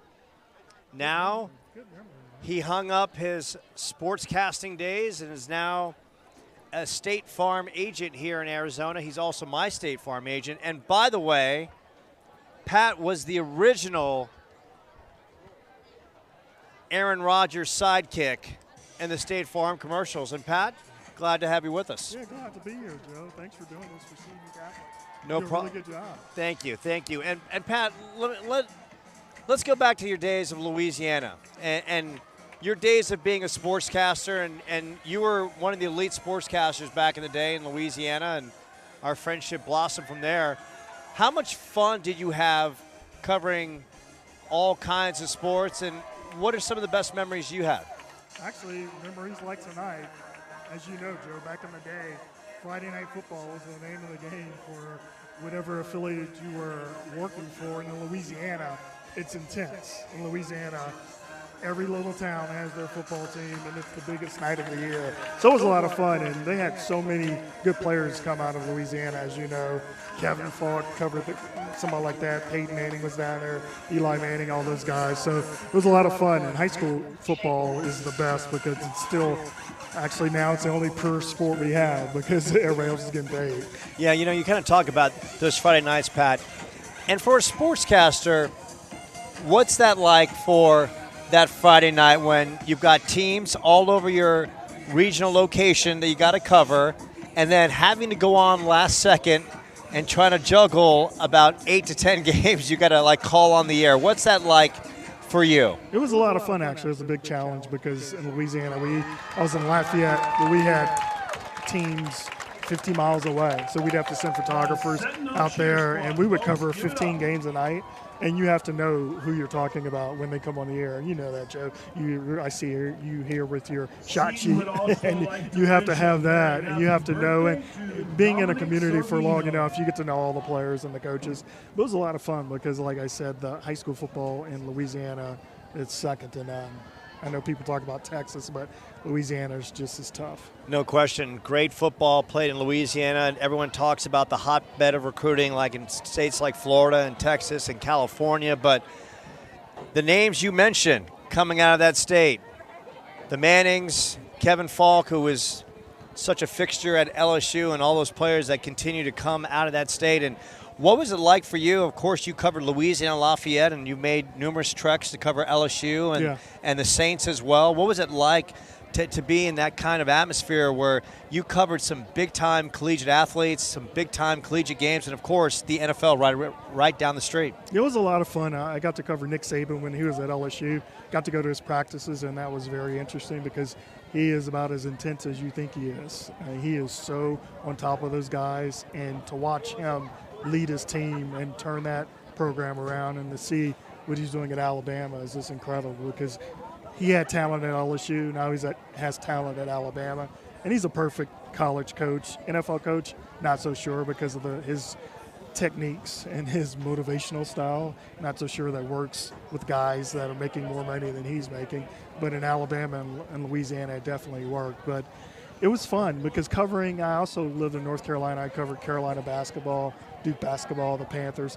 So I enjoyed doing that and seeing those guys, the amount of time they put into their craft. A lot of people think they just show up on Sunday or show up on Tuesday night for the Carolina Duke game. And as you know, that's the furthest thing from the truth. Those guys really put in the time, they put in the effort, and they are obsessed with winning. And that's one thing I learned in sports is that the best guys are obsessed almost to a fault. They just want to win so bad. There's a story about Nick Saban his wife tells, being in a restaurant when he was an assistant coach, and somebody robbed the restaurant. He had no idea because they were talking about football. And he went up to the manager when he saw the cops. He goes, "What happened?" And the manager's like, "You didn't see that guy coming here with a gun?" But they were focusing on their football. So, yeah, I learned a lot about leadership from them. No question. I mean, some of the coaches you're around, and some of the winners that you happen to cover, there's no question it was a golden moment in your time of learning and growing as a professional and as a person. So you come to Arizona, you made the transition out of sports broadcasting, now you're a State Farm agent, and I have to bring this up because I did a story locally when it first made the airwaves. You were the original Aaron Rodgers agent, and how much fun was that doing the commercials with Aaron Rodgers, and how much notoriety did you get out of doing that? It was a lot of fun. He couldn't have been nicer, and the guy that played his other agent was really nice, because you think about it, you have probably the most talented quarterback to ever play the game. I'm not saying he's the best, but as talent-wise goes. And then I had an actor, and I'm just a State Farm agent, and they were so nice to me and made me feel at home. It was a lot of fun shooting the commercials, and I got to do it. I was lucky enough to do it for 2 years. Now we got Jake. Jake's the man. So we got Jake from State Farm, he does an incredible job. But Aaron Rodgers was just so much fun to work with, and he was just a normal guy. And Patrick Mahomes came in the second year I was there, and he was just like Aaron Rodgers, just down to earth and just a really nice guy. Now, the big question I have is Jake, is he an agent or is he an actor? Come on, because as far as I'm concerned, Pat, you set the bar. You're the pinnacle of greatness in those commercials, and then all of a sudden they get this kind of looker guy, kind of like Model-esque guy. This guy's not an agent. Come on, man. Jake's the man. You just got to keep watching. Is he an agent? You got to keep watching. Oh, keep wait. The commercial. Are you saying it's leading into something? Just keep watching. You know the storyline. Are you telling me you're privileged into the bigger plot of this whole situation here? Not quite. I'm not privileged. I'm just one of 20,000 agents trying to do my job. So. Okay, but the question I have once again is, Jake, is he really an agent or not? Jake he's an agent of sorts. He represents all of us. Okay. Yes. He represents all State Farm agents. I got to say, you're going to give me the politically correct answer out there, and I get it. So, Jake, he's always doing his best. He's intermingling with all the people out there, he's providing security. He is. That's what we do as State Farm agents. Providing the different needs of the people. Yes, we're your good neighbor. The good neighbor. Excellent. So you saw this first half, and Seton obviously in some trouble here, trailing, going into the break. What does Seton have to do to get back into this one in the second frame? Well, turning the ball over, and they haven't had too many turnovers, but turning the ball over, getting the other team to turn the ball over is the key. Because they had the one, I don't know if it was a turnover, but they got the ball deep in Barry Goldwater's territory, and they scored. So they get the field position and just make sure that they're missing some passes, they're dropping some balls, just, clean it up, and they'll have a shot. So, Pat, because you are, and I mean this in real life, Pat is my State Farm agent. When I got into an accident recently, I texted Pat, and Pat was right on it instantly. So, Pat, because I care about you and you broadening your business, if they want to reach out to you and get car insurance or home insurance, how can they reach out to Pat Menace, the man of the people, as far as I'm concerned? Actually, it's not Jake from State Farm. It's Pat Menace who provides the security for the people out there. I appreciate that, but you can go to any State Farm agent that's near you. Okay. So we just like to stay local, so any State Farm agents that are near you, and I appreciate the plug, but any State Farm agent that's near you, just go to them and they'll take care of you. We all do a great job, and we all care about our clients, so just give us a call. There you go. So Pat Menace, it's all about the team. Yes. And there's no I in team for Pat Menace, only an I in Menace, but not in team. And Pat's going to play that card out perfectly halftime here at Michael Eubank Stadium with the Sentinels. I have to tell you, you're doing a great job with this.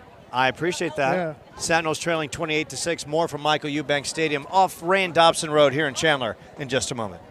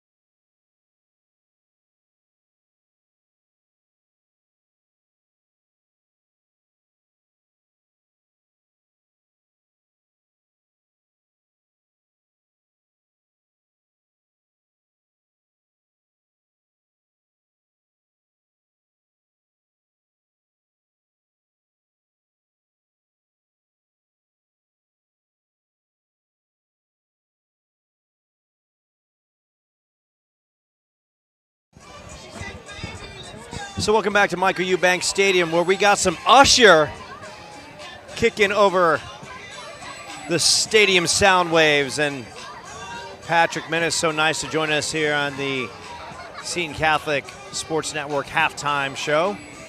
And my bag dropped, and I kid you not, about 1,000 pens fell out of my bag. Now, in the course of my life, I feel like when I go to point A to point B, I got to have something to write with. So, Paulo Hutchison, he might have called me the infamous pen thief that might be terrorizing the universe from coast to coast. Now, if your offices or your home office or maybe your car might be missing a pen or a writing instrument, I'm not saying it's me, but the potentiality of that is highly probable. So we're about $1:30 until the second half with Goldwater already out in the field. They got a nice applause, standing O from their crowd on the other side of the field. And Seton stepping back out, and they're running back out on the field for this second half, trailing 28-6. Offense has had some opportunities, and we'll recap the scoring once again. So Goldwater scored on its first possession. Might have been the third play from scrimmage as Marquis McKinnon, electric 70-yard direct snap run around the right side for the touchdown. Then McKinnon, direct snap, 8-yard touchdown run, made it 14-0. Osiris Rodriguez ripped off a 50-yard run. Second quarter, Ryan Creech, after a great defensive stand by Seton on a 4-yard touchdown run, extra point no good, made it 21-6.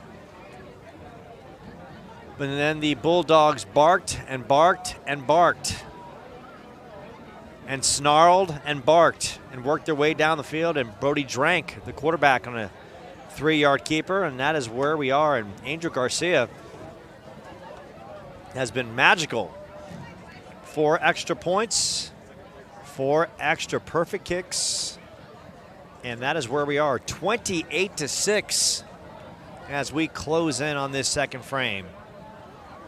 Seton's first home game of the year after road losses to Tucson Saguaro and Valley Christian. And by the way, Valley Christian, hats off. They have a fantastic snack bar. My goodness, they make killer hot dogs. The condiment section, they had hot peppers and all kinds of goodies. Killer hamburgers. They fried up French fries as well. And in case you don't know this about me, I'm making this quite clear. I have about 1,000 pens to my name in my bag, but I also love food.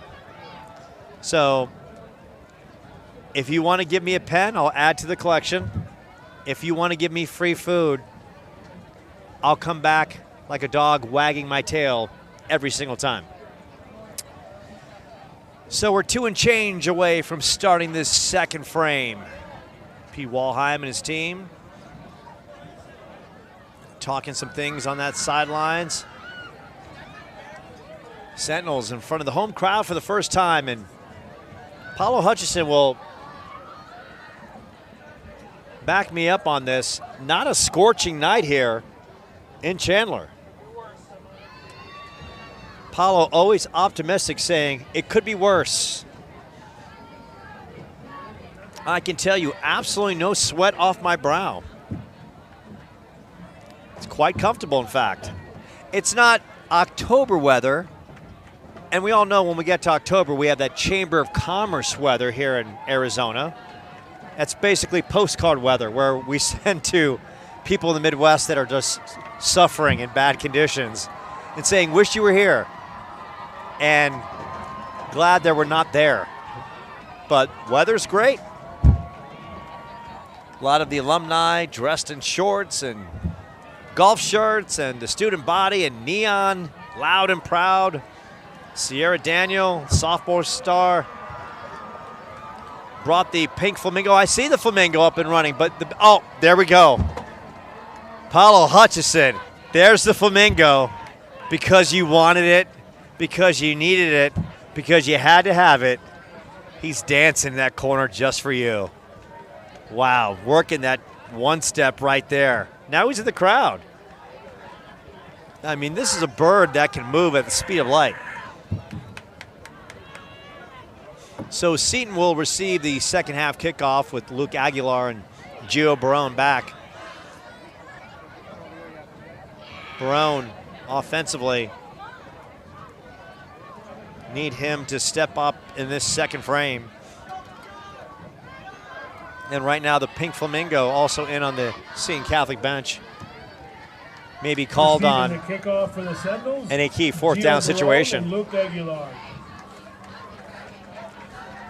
Might be the first time in football history, high school that is, that a Flamingo gets the first down for the home team. So Goldwater about to boot this one away, and this second frame is about to begin.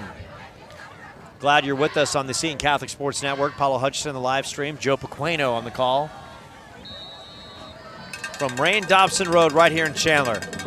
And once again, if we can outlaw anything, outlaw the fake kick.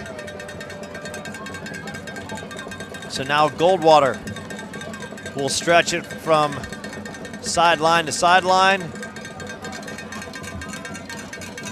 And they'll boot this one away downfield. This one picked up by Barone. Barone fakes it, working that left side. Barone up the field. Barone out across the 30. And Seton for the Sentinels was Gio Barone. looks to go to work. So now the Sentinels trailing Goldwater out of the 5A ranks. These two teams met last year with Seton playing a tough one on the road and losing, coming up short 20-13. Now Seton, Goldwater returning the favor, making the trek to the Southeast Valley. Sentinels coming up with one wide receiver up top, one down below. Morris, snap outside to Ryan Creech. Creech is gobbled up. Great open field tackle by number 22, and that is Osiris Rodriguez. And Rodriguez has been a factor on both sides of the football. Devastating at linebacker and a force in that wing T offense. So now a 2nd and 17. Great job by the cheerleading staff out here tonight, just keeping the fans on their feet. Sentinels, one wide receiver up top, one down below. Two back set. Morris, inside handoff. And this one is dropped after a short gain. Creech trying to bust it. Up the middle with Ryan Creech for a gain of about 2-3 yards. And Goldwater, some big bodies up front plugging the holes. So now a 3rd and 15. And do we have a raffle winner? And if I can find out who the raffle winner is, I will broadcast it so everyone will know that person's name. Not just here, but across the universe. Morris quick throwing the flat.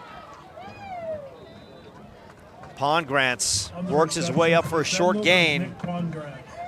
So Seton is going to be forced to punt. And Goldwater. So we have a last call for the raffle. Okay, so we don't have a winner quite just yet. So there's opportunity, Seton Nation. If you're here, that raffle is going around. Back to punt for the Sentinels, Nick Pongrantz. Pongrantz back to punt. On the return is Carlos Molina giving chase, and that ball will be dropped at about the 32-yard line. So the Bulldogs Goldwater will take over about the 32-yard line. With their first possession of this second frame. Last call for the 50-50 raffle. Last call for the 50-50 raffle. Buy your tickets for the 50-50 raffle. And I'm going to find out exactly fellas, because we're live now, and I have to tell the universe about the 50-50 raffle. What is the biggest pot? What is the biggest pot? Do we know roughly, so I can entice the viewers when they come out to Michael Eubank Stadium? Okay, so if you ever come out to Michael Eubank Stadium and you play the 50-50, you get a chance. The high note's been between $400 and $500. So Goldwater comes out on a 1st and 10. On the tackle for doing the what they do. James Williams. James Williams on the stop, and Williams has had a good. Yeah, and Paulo just reminded me that if you win $500, you could buy me a lot of pens that I could swipe from you, because as if I need more pens. So here comes Goldwater, one wide receiver up top. Drank rolling to his left, chucks it downfield, one-on-one pressure, and a great catch by Goldwater. Coming up with the great reception, Pass was complete. Goldwater Xander Martin to the 37-yard line. with the great hands. No question, Goldwater, they got some athletes, and they're not afraid to chuck it down the field, and Brody Drank got it downfield, and Xander Martin, the senior tight end, 6'2", $182, getting up like a champ for the reception. Good defense by Seton, nothing they could do on that play. Here comes Goldwater, wing T formation. Direct snap by McKinnon. McKinnon around that left side. He's into the secondary. McKinnon down the sidelines. McKinnon breaking inside the 5, and McKinnon finally brought down at about the 2-yard line. On the tackle was So Brian Marquis Welch. There's a McKinnon. flag on the play.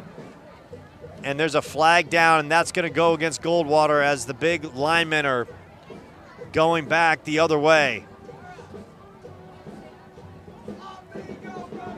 So Seton gets a break on the penalty against Goldwater. Illegal motion. The flag was against Goldwater for a false start. Make that a false start. 1st and 10.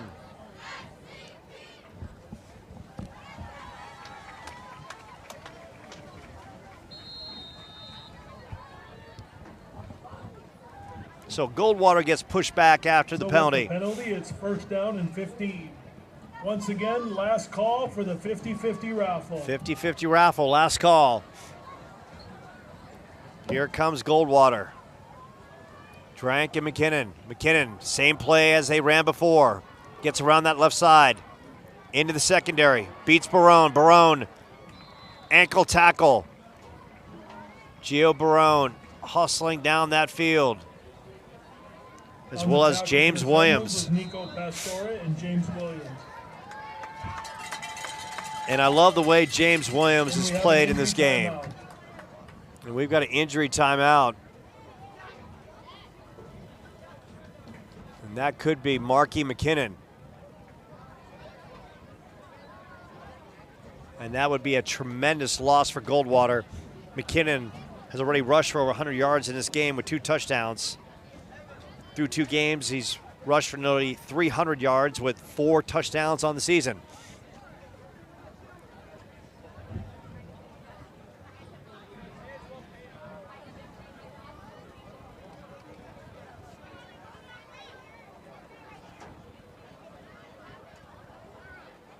Trainers are hovering over the young man down about the 20-yard line.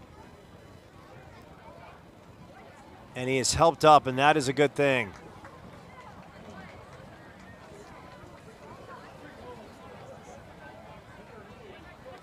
Hard to see with the binoculars, but I'll see if I can point him out, and that is Marquis McKinnon. Maybe just got some cramps. It's not super warm out here, but needs to say, if you don't hydrate enough, you could cramp out here if you're an athlete. So McKinnon out in that sidelines, taking a breather. Meanwhile, Goldwater going to work with a 1st and 10 at the 19-yard line.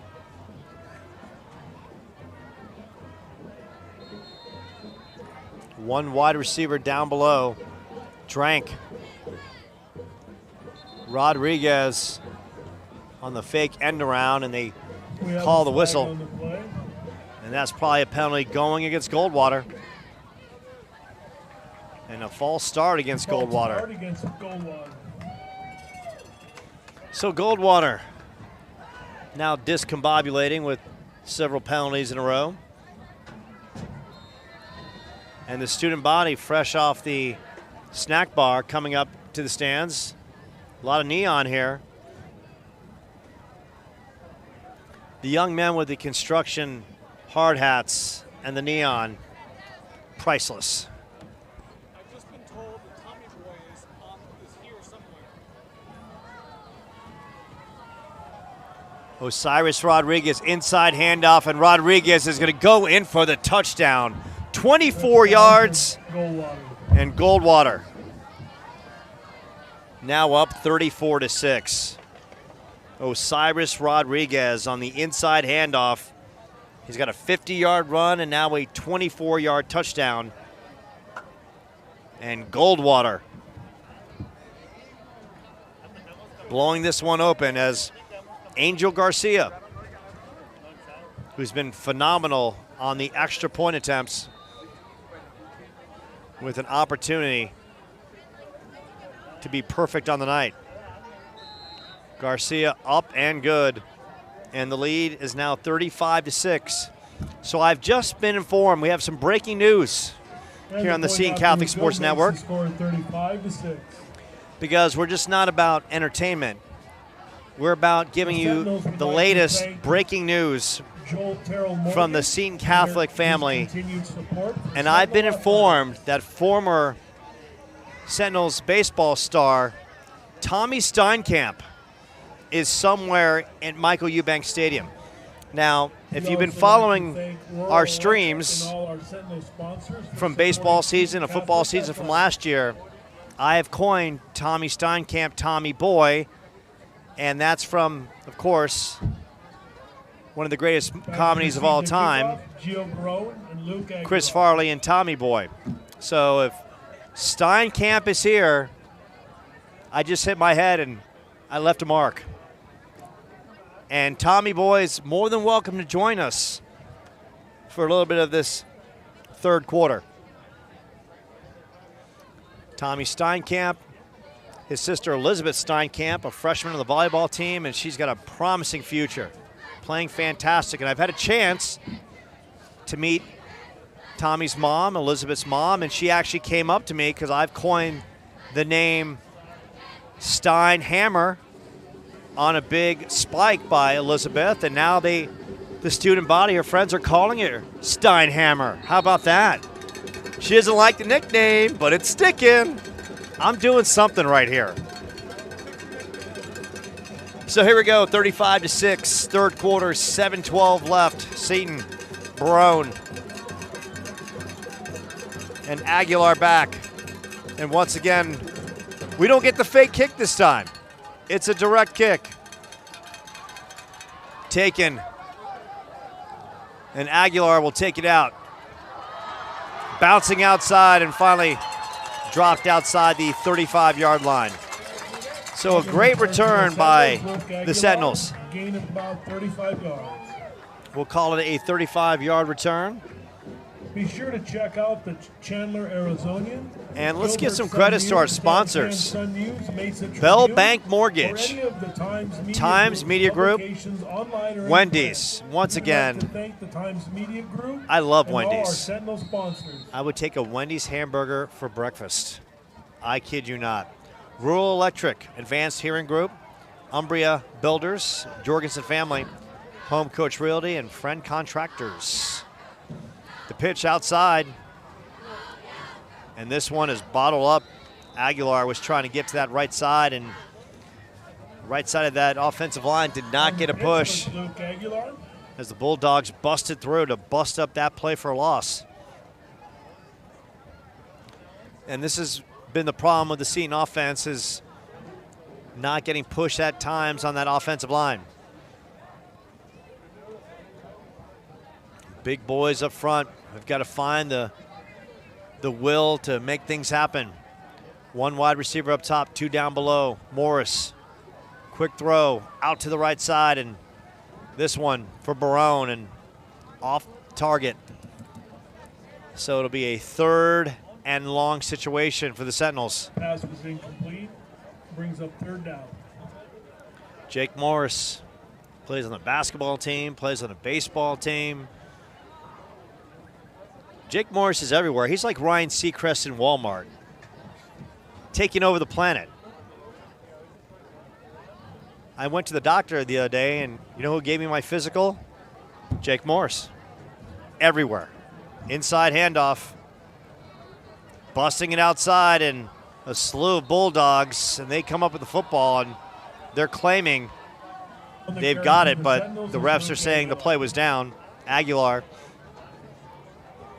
not going anywhere, and now we're going to have probably a personal foul call against the Bulldogs, because the Bulldogs were unhappy that they didn't get the strip call in their favor.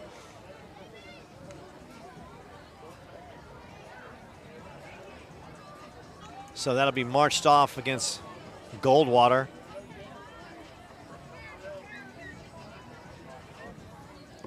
And you know, sometimes in the heat of battle, you got kids that are just passionate about playing. Maybe sometimes your ref, unless it's really vulgar and blatant, you might have let that one go. But they're on the field. They've got the call. So Seton gets a gift. 1st down at the Goldwater 47-yard line, extending the drive. Seton Nation, the youngsters, making it back for the second half. I should have brought my construction worker hat as well. Mine's all white. Morris, shotgun, 2-back set, 1 wide receiver up top, 1 down below. Jake gets the snap. Quick throw over the middle, and a perfect slant route by Nick Pongrantz. Beautiful pitch and catch. Nick Pongrantz was good for about 20 yards. And that is what can happen if Jake Morris has time. He's a good quarterback. And Goldwater looking like playing for if anybody has lost a prevent kind of defense. And Pongrantz just ran the slant route, and perfect stripe by Jake Morris. 1 wide receiver up top, 1 down below. Morris, 2-back set. Morris looking for the same play, hits Pongrantz yet again. Beautiful pitch and catch. From Morris to Pongrantz, good for about 6 yards. 6-yard pickup. And Jake Morris showing some patience. Goldwater's going to give him that play. He'll eat it up every single time.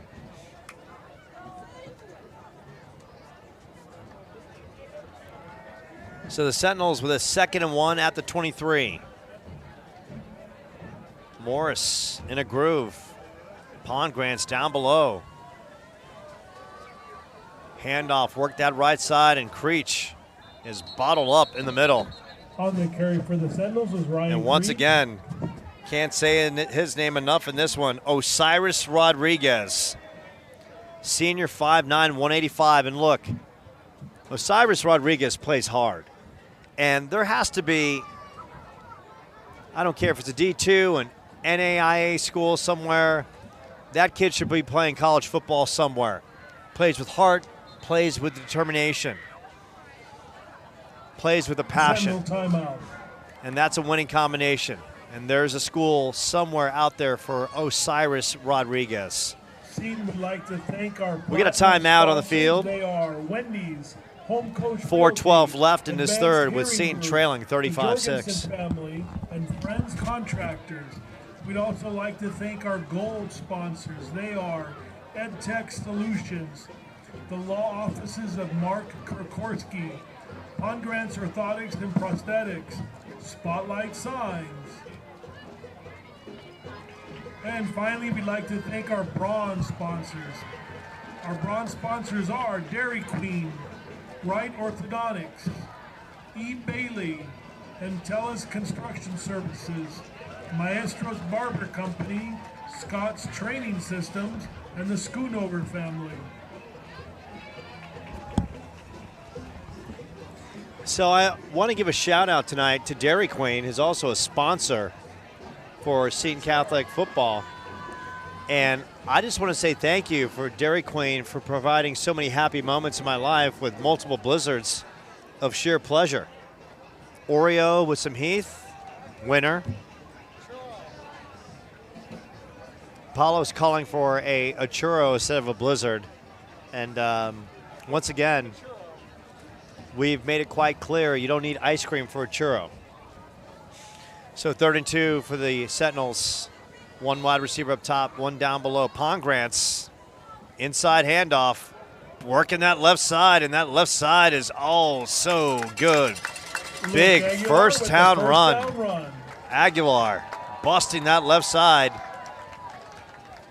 And Seton's got something cooking here. Someone has lost their hat. It's a baseball hat, and it's autographed. Come on up to the press box and claim it. And we have a missing hat in the press box. So if you've got a hat out there somewhere, if you're at home and you want to run back and get your hat. And look, by the way, it's a Phoenix Suns autographed hat. And I'm going to say it's a Chris Paul hat. I'm guessing, but it looks like a CP, doesn't it? Right, fellas? Yeah. Morris avoiding the rush. Morris, little chuck throw down the field, incomplete, and there's going to be a flag back, and could be holding against Seton. But that Suns hat did look like it was autographed by Chris Paul. So, my goodness, get that hat back. Suns, of course, had a tremendous year last year. Fell short to the Dallas Mavericks. The call was against the Sentinels for holding. After winning the first 2 games and Suns fell apart, they have the nucleus coming back, and that team is built for another championship run. Question mark for the Suns in the offseason was the re-signing of DeAndre Ayton. So much was made about the team. First letting him go and then matching the offer by the Indiana Pacers. So the Suns are retooled and ready to go. And the Sentinels trying to regroup with a first down and 21 at the 28-yard line. Morris, time to throw. Morris, little chuck down the field looking for Pongrantz. Covered nicely. Pass was incomplete. Great work by that Barry Goldwater secondary. And McKinnon back there as well on defense. So Seton, Morris talking that sidelines, his coaching staff trying to dial up a right play right now. 3:23 left in the third. We appreciate you dialing us up on the Seton Catholic Sports Network. Pongrantz down below, one wide receiver up top, 2 backs in the backfield. Morris snap. Downfield, Morris lets it rip. This one falls incomplete in the corner. Morris going for the home run ball. Intended for Nick Pongrantz. Pongrantz. Brings up 3rd down. Morris cannot connect on a one-on-one coverage up top. And I applaud Jake Morris for going for the home run. He had the one-on-one coverage. Pass did not lead Pongrantz down the field. Instead, the ball was thrown out of bounds. So now a 3rd and 21 at the 28-yard line.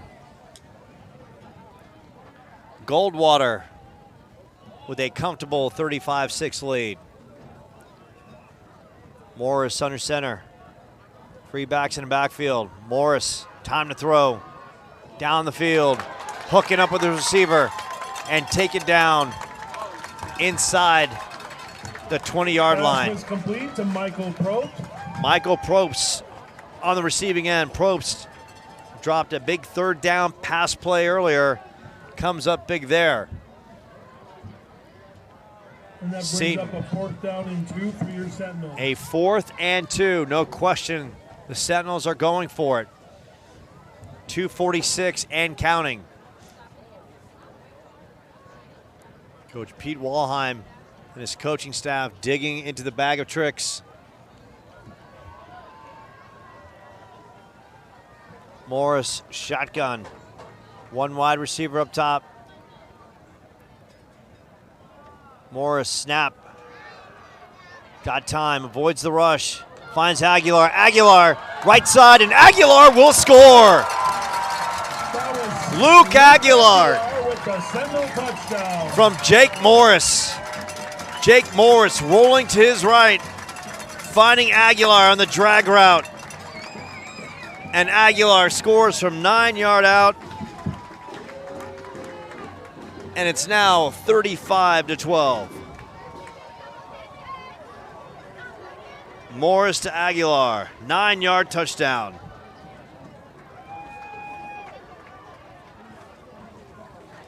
Great play design. And once again, you give Jake Morris time, he'll slice and dice you. So Seton going for 2. Once again, Morris under center.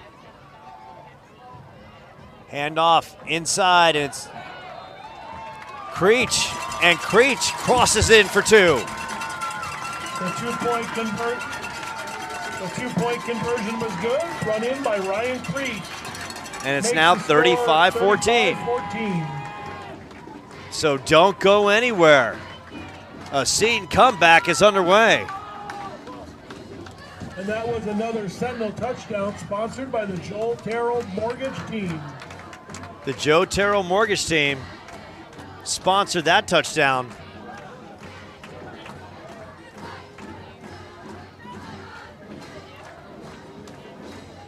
So we've learned a lot tonight. We've learned Bulldogs have a powerful wing T offense.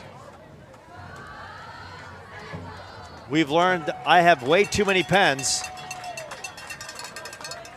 And we've also learned that Pat Minnis is unreplaceable by the fake Jake at State Farm. Pat Minnis is the real deal. Now, Pat was all nice, saying Jake he might be the guy for now, but Pat, we know where you are, and you're the real deal, buddy. So the Sentinels, Cameron Welch. with a 35-14 deficit coming closer. Cameron Welp, little pooch kick. Can Goldwater fall on it? Yes, they do, and that one was probably booted just a little Goldwater will start about the 31-yard line. too far down the field. Not really an onside kick. Sentinels were trying to get Goldwater napping. So how does Goldwater respond? Can Seton get another stop? If Seton can stop here and score at the end of the third, could lead to a spicy fourth quarter.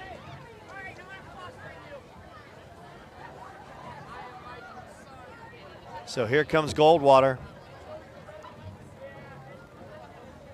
Direct snap. This time it's not McKinnon.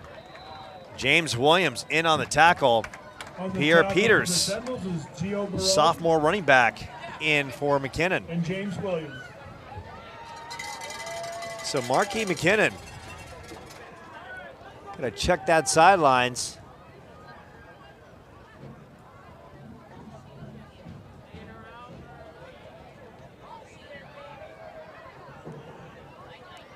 McKinnon not on the field for the Bulldogs. Drank at quarterback. Drank. Make that Rodriguez, and Rodriguez takes the direct snap, and he'll power forward. Quality gain on the play. And I'm a big fan of Osiris Rodriguez. 5'9", a $185. Just plays with a big-time motor. Someone find that young man and give him a roster spot somewhere. Could be anywhere in college football. He deserves an opportunity. Little counter inside and good read by the Sentinels defense. Stepping up in that middle. Number 55, James Williams. Yet again, James Williams is having a tremendous night defensively. He is in the heart. He's plugging holes. He is playing possessed. And when you play possessed, sometimes that is infectious. And your teammates will feed off that. 2nd and 10 at the 45. Drank at quarterback. Drank, handoff, and a great open field tackle. This time by Quinn Sullivan, busting through. On the tackle for a loss was Quinn Sullivan. Quinn Sullivan with a man-like move. Playing like he hasn't been fed in weeks. That brings up 3rd down and 13 for Goldwater. Quinn Sullivan busting through that left side. So that's going to wind down the 3rd quarter. And the Sentinels. And that's the end of the 3rd quarter. Forcing the Bulldogs into a 3rd and 12 at the 43 when we come back to start the 4th.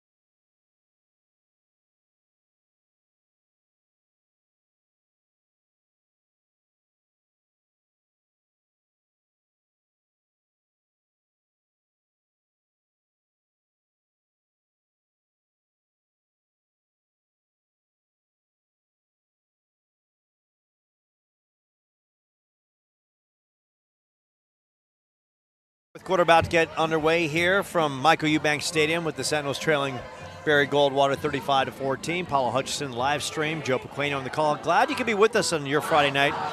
Wherever you are, Sentinels Nation, we stand together. Sentinels in the home red, Goldwater in the white and gold. Drank dropping back to throw. This one goes incomplete. So the Sentinels pass is incomplete, and that brings up a 4th down. Force a 4th down, and Jen Hutchison is now joining us here in the live stream. And Jen, the question I have for you, and I announced this over the broadcast, is that Tommy Boy, Tommy Steinkamp is somewhere here at the stadium. And I just want to let you know we'd love to get Tommy Boy to join us on the telecast. If he's somewhere, if you see him. So I want to let the viewers know Tommy Steinkamp is not on a milk box. He's not MIA. He's not a VIP. But he's a very important person right here at this very moment. And we'd love to get him on. So if Mrs. Steinkamp, you're listening, and I hope you are, and if Elizabeth is listening, Steinhammer, please reach out to Tommy Boy and let him know that Joe Pequeno is making the call. The Sentinels will start about the 20-yard line. So the Sentinels get an opportunity to go back to work offensively at their 20-yard line. 11:45 left in this one. Sentinels trailing 35-14. Great crowd here at Seton Catholic tonight. Weather very nice. Not miserable by any means. Quite comfortable. Jen, would you say the weather is quite comfortable tonight? Jen gives it a thumbs up. She gives it a Siskel and Hutchison thumbs up. And that's all I need. So Jake shotgun, 3 wide receivers down below. Jake, bad snap. Morris will just fall on it. And on the tackle for Goldwater was number 4, Dominic Giordano, who's been a force in this one. So just when Seton was building a little momentum, a bad snap, and that drops them way back. So now Seton with a 2nd and 25. And the 50-50 raffle is now done. We're going to announce a winner here. And as soon as I get a winner, the world will know. The world. Look, it doesn't have the cachet of the Powerball or maybe the Mega Million, but down here on Ray Dobson, it's a big thing. Morris under a big rush, rolling to his left and just throws this one away. Pass was incomplete, brings up a third down. So now a 3rd and long for Morris and the Sentinels.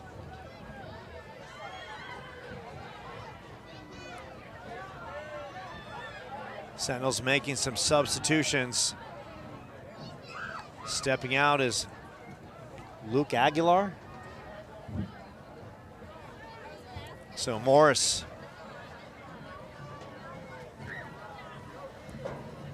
One wide receiver up top, 2 backs. Morris expect him to roll to his, does not, inside handoff. And that's taken upfield by Ryan Creech. Usually in that formation, we've seen Morris using those eyes as the blockers and him rolling to his left and throwing the ball to a receiver or back out of the backfield. But instead, it's a 4th and 15, and Morris is going to boot this one away. Back to receive for Goldwater is number 2, and that's Carlos Molina. Morris just gets it off, and Molina will watch this one roll, and he's got no problem doing that. And Seton will down it at the Goldwater 40-yard line with 10:07 left in this 4th quarter. So now Seton goes back to work defensively, and they've played a solid second half so far. All right, get your tickets out. We have a 50-50 winner. You want the boys basketball coach in there? We have a 50-50 winner. The winning number, the winning ticket is 5783084. So the winning Once again, raffle, 50-50 raffle, numbers 5783084. So claim your winnings. I want to let you know you've won between $400 and $500 and about 1,000 pens in my bag. Inside handoff and a big tackle right in the middle. That's some physicality at its finest. I'm going to butcher this name, but I'm going to give it my best shot. For the Sentinels was Quinn Sullivan. Mikhaili Asaki on that tackle. So we're going to call it a 2nd and 10 at the 40.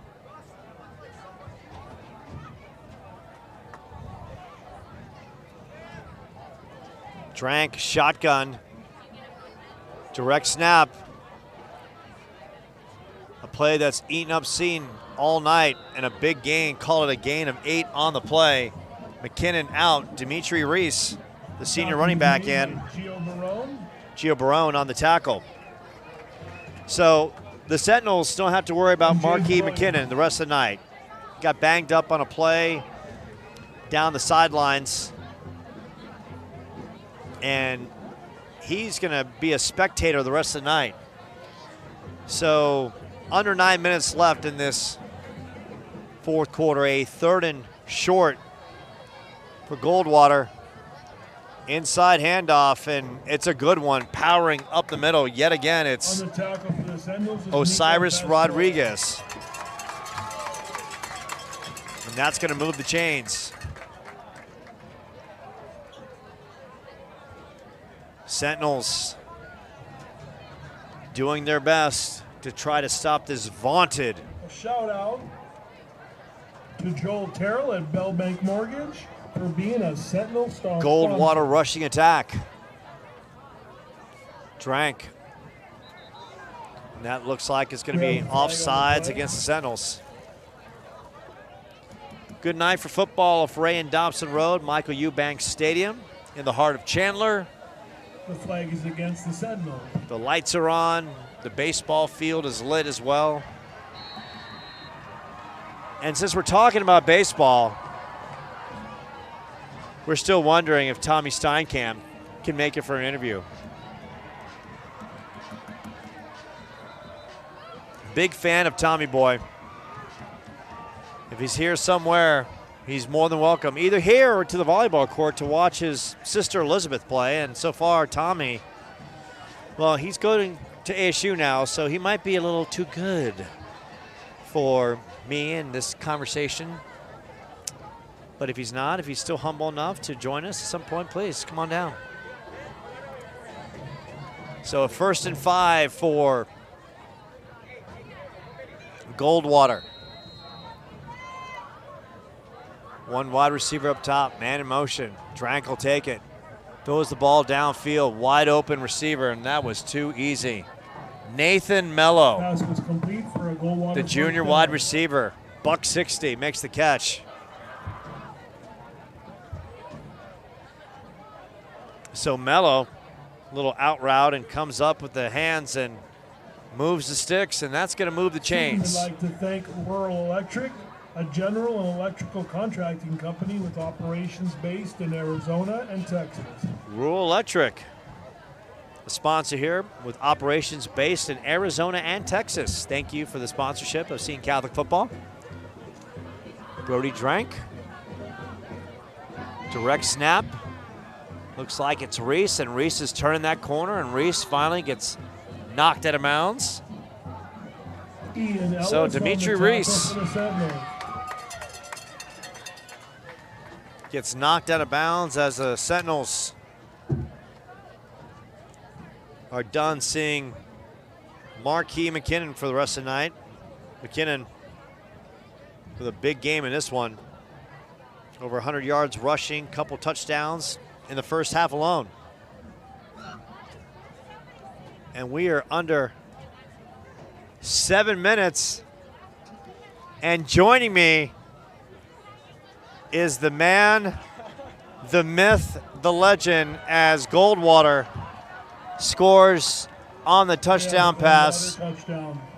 And that touchdown pass goes to Alex Nepper.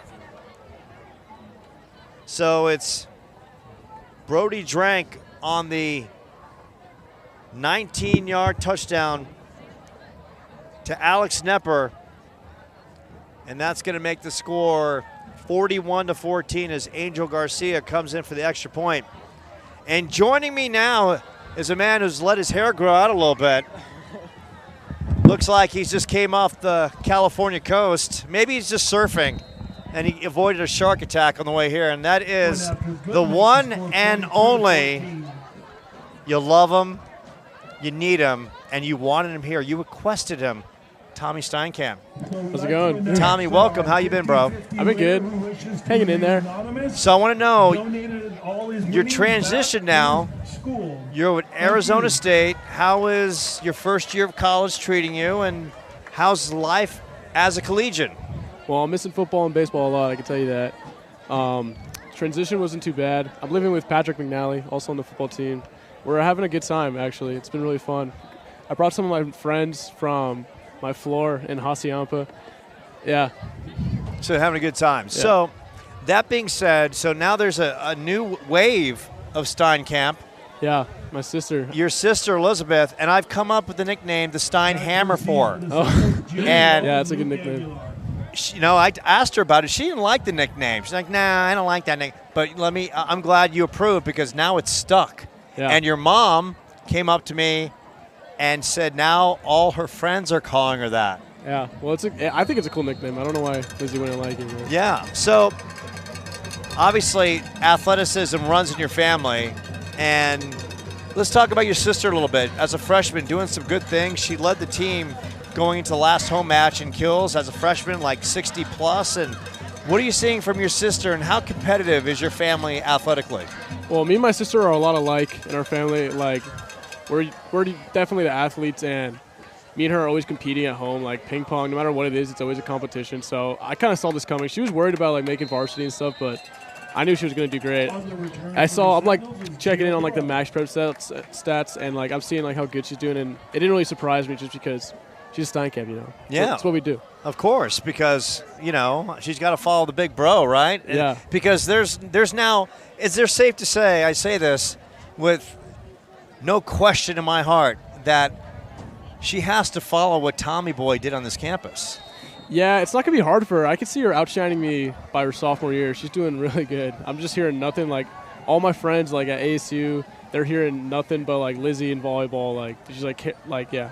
Yeah, I mean, she's doing some great things, and her and Sophia Shalapur and Fia Fisher, some of the young bloods coming up through that program, and they picked up their first home court win the other night, and maybe that's kind of the home match that can turn their season around. And next week, they play Saguaro, and look, you played Saguaro on numerous occasions in multiple sports.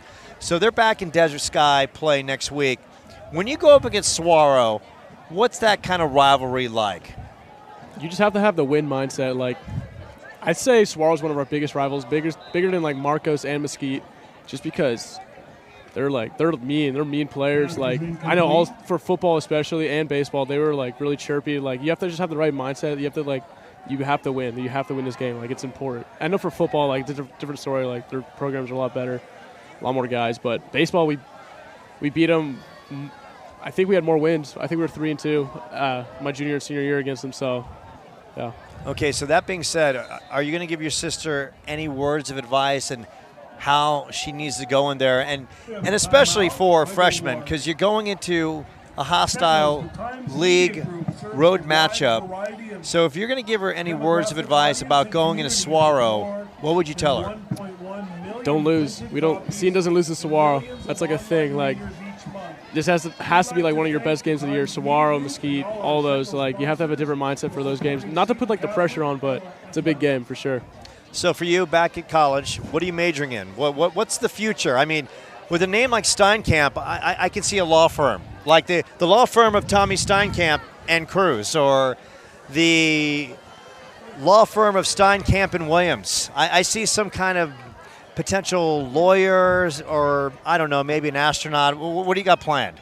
Well, right now my declared major is sports business, but I think next semester I'm entering the exploratory college to switch it up, just because I don't really know what I want to do yet. So I'm just gonna like explore, join some clubs, maybe see what I want to do. Yeah. Okay, so an exploratory. Now, what exactly is the exploratory kind of area of ASU? Because I've never heard of that. Look, back in South Florida, when I thought of exploratory, I thought that meant like beach time and happy hour. Yeah, and like 10-cent wings. Well, the exploratory college, you have to go for one semester if you want to change your major, is what I've been told. So I don't really know a lot about it, but I know it's like the same, almost the same classes. Your first year classes, like no matter what your major, are usually all pretty similar, unless like you're like nursing or something like that. Sure.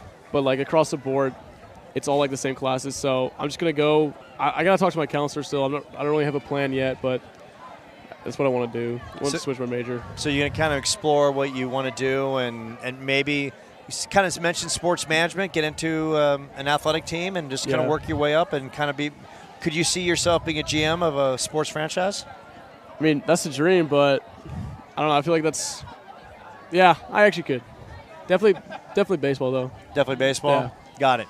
So you're watching your teammates out here. How much do you miss playing football? And a lot of people don't realize that at one time, you were a kid, you were a little more heavier, and you went through kind of like a physical change. Yeah. You dedicated yourself to better eating and working out, and you got into great shape. You had a good fall football season last year. You were a great baseball player last year as well. And how much, when you watch this from the sidelines, how much do you miss suiting up for Seton Catholic and being part of the football team? Well, I miss it every day, but coming here, it hurts. I mean, as much as I love it here, it hurts to watch. Like, I want to be out there so bad, like suited up. So yeah, I miss it a lot.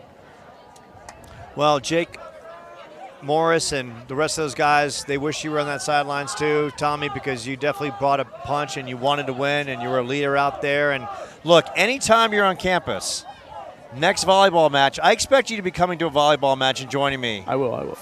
Now, don't say that unless you're going to back it up, okay? I can make a volleyball game. Okay, so there's plenty on the schedule.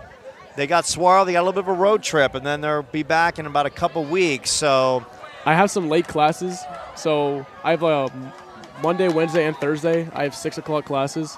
Okay. But well, let me see if I can have Seton rearrange their schedule for you. Yeah, that'd be the best case scenario. I'll just talk to Coach Johnson and say, look, Coach Johnson, Riley, Coach Milhone, look, Tommy really wants to be here, but he's got like basket weaving at 6 o'clock, and we can't change that. So can we potentially move that to another night so we can make it?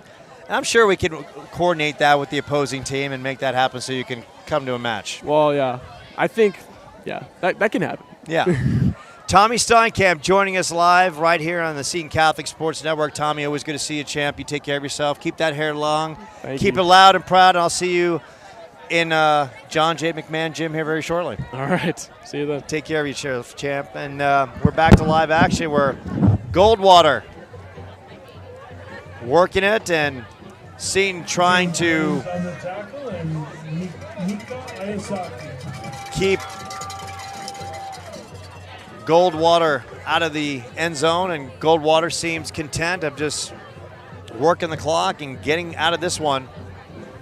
Came up with injury with Markey McKinnon, their star running back, getting injured, taking a hit on the sidelines. He has not returned, so inside handoff. Drank will take it, and Drank will just get dropped, and some good tackling by Seton. On the tackle for the Good hustling play. And Nico Pastore.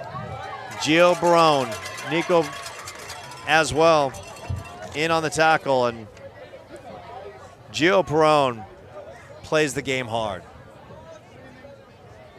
He's 150 miles an hour, just going full force, trying to make that happen. So a 3rd and 7 for Goldwater with a comfortable lead, just trying to get out of this one injury-free. Flag is down. We'll probably get a penalty going against that Goldwater offense. Looks like it's a false start on Goldwater. False start against Goldwater. That'll push him back a little bit. And we have 2:57. And in case you didn't know who the raffle winner, the 50-50 winner was, that's number was 5783084. So not only did you win about $400 to $500, you won about 1,000 pens currently in my bag. Make that 1,001 pens that I don't need. 2:57 and counting. Goldwater push back. The call is an unsportsmanlike penalty on Goldwater. So Seton.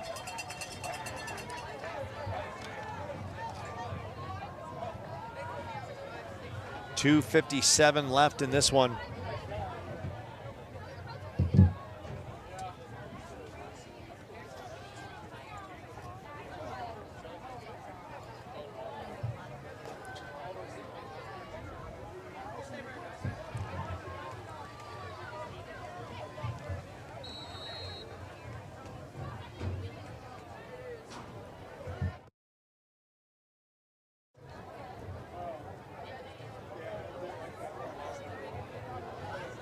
So Goldwater pushed back to the 40.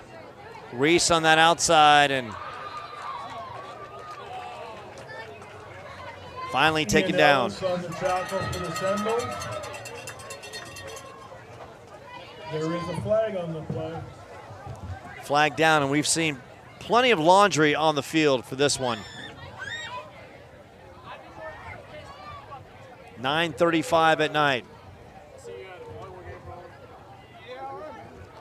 Tommy Steinkamp, now at ASU, also auditioning for new lead singer of Motley Crue.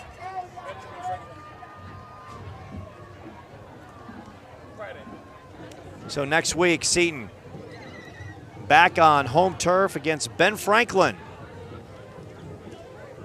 Of course, always a good time out here with the boosters cooking up a fine feast of victuals.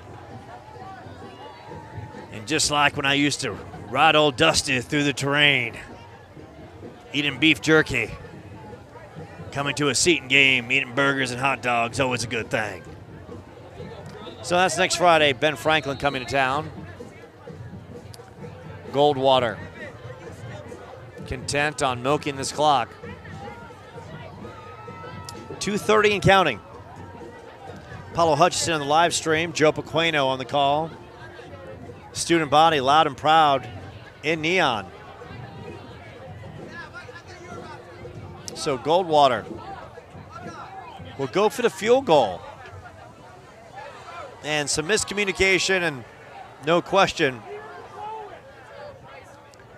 looked like there was a live ball and the refs did not really control that play too well. Looks like the Sentinels will take over, but there is a flag on the play.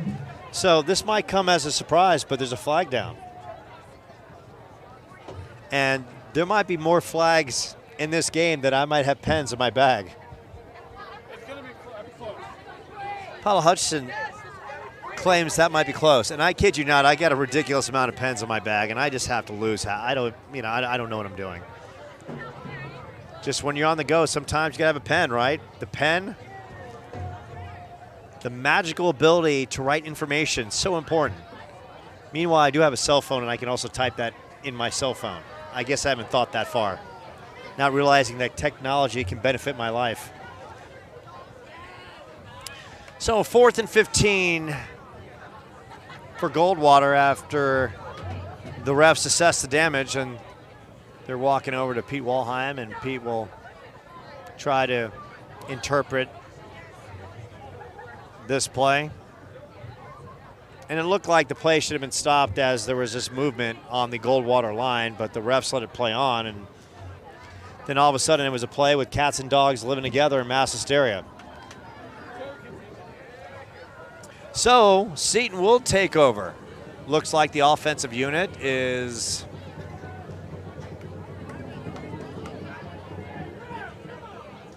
no, the defensive unit's going back out. So Seton will go on defense. Sideline infraction on Goldwater. So it'll be a 45-yard field goal for Goldwater. And Angel Garcia has been great in this game, nailing all extra points. So this one might be an easy one. And Garcia with a quality boot. Oh, that's good. And that might have been good for 55. What do you think, Paulo? Angel Garcia with a quality field goal. 45-yard field goal.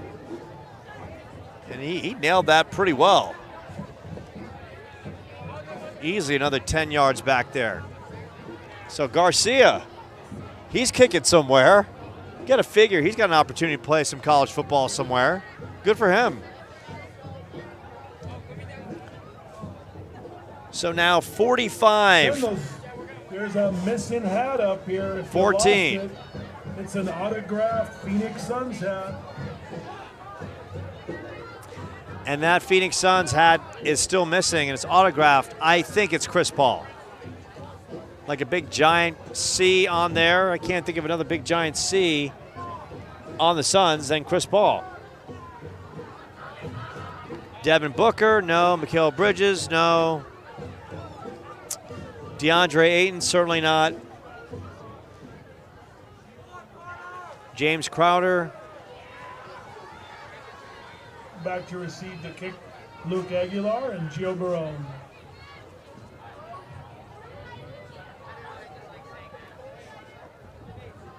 So Barone and Aguilar set to return. $1:58 left in this one.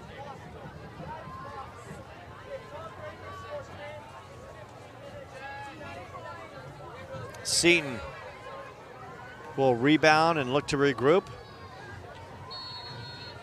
Think about this one with Ben Franklin coming to town next Friday.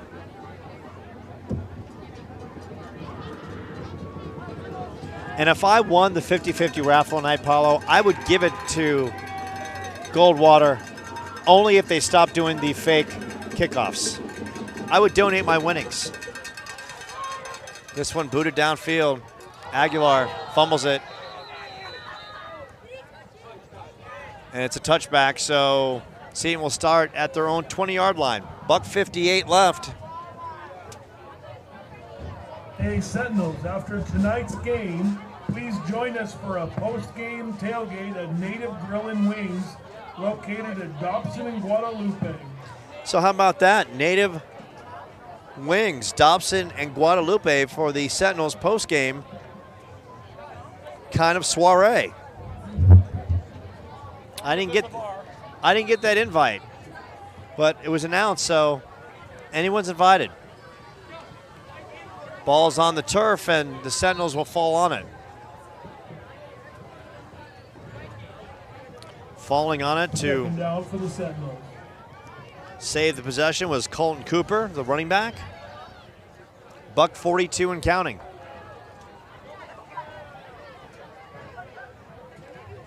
Sentinels trailing. Squad will drop to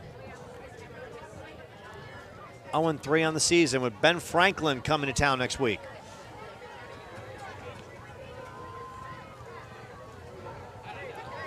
Quarterback is in for Seton. Chase Dixon. Goldwater takes over after the fumble. Seton fumbles the football, so Goldwater will go back to work, and Goldwater will take knees to end this one.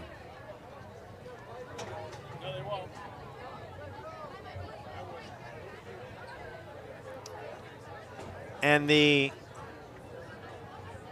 good sportsman-like play here is to take the knees and just get the win and leave. But others think that you should break the other team's back, especially the home team. But I don't believe that's going to happen here. And if I had the sporting bet book right here, I'd bet my 1,000 pens and whatever loose change is in my wallet that Goldwater will take knees here to end this one.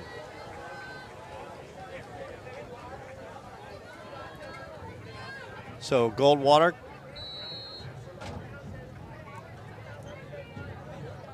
and what do we have there? We've got a knee. And right on Ray Road, looks like we had some drag racing going on. And 1 minute left in this one.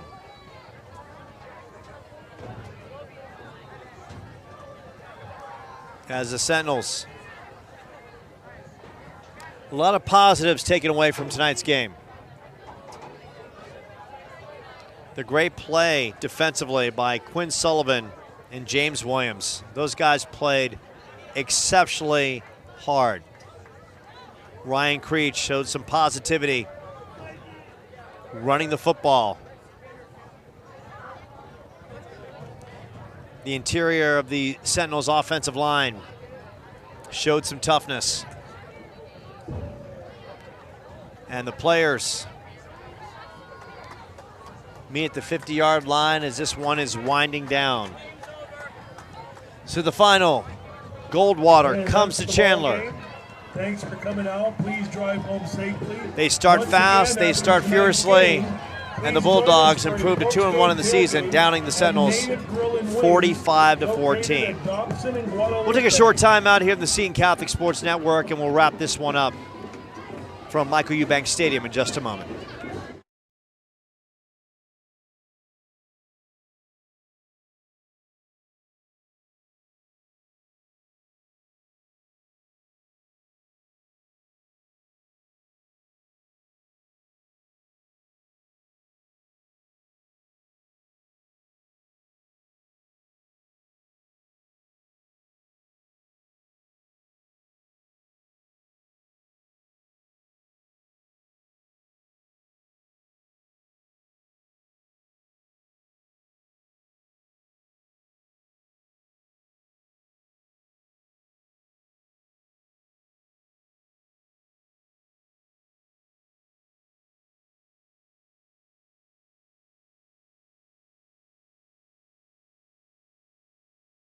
Goldwater tonight by the count of 45-14, and Goldwater was averaging 300 yards a game on the ground, and they showed it immediately on their first possession.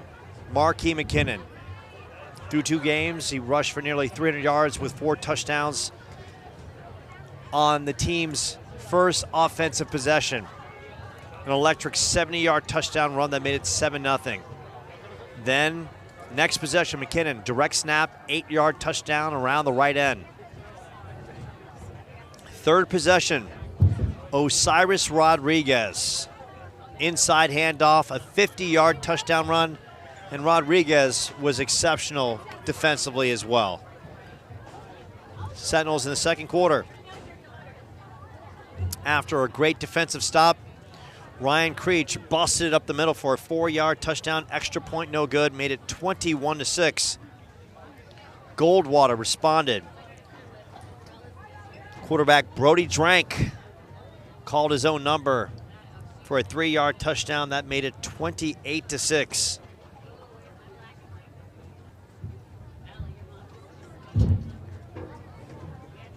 Going to the second half.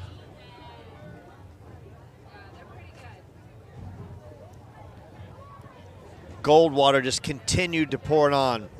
Rodriguez on a 24-yard touchdown. Extra point was good. Angel Garcia was great in this one. Another touchdown run by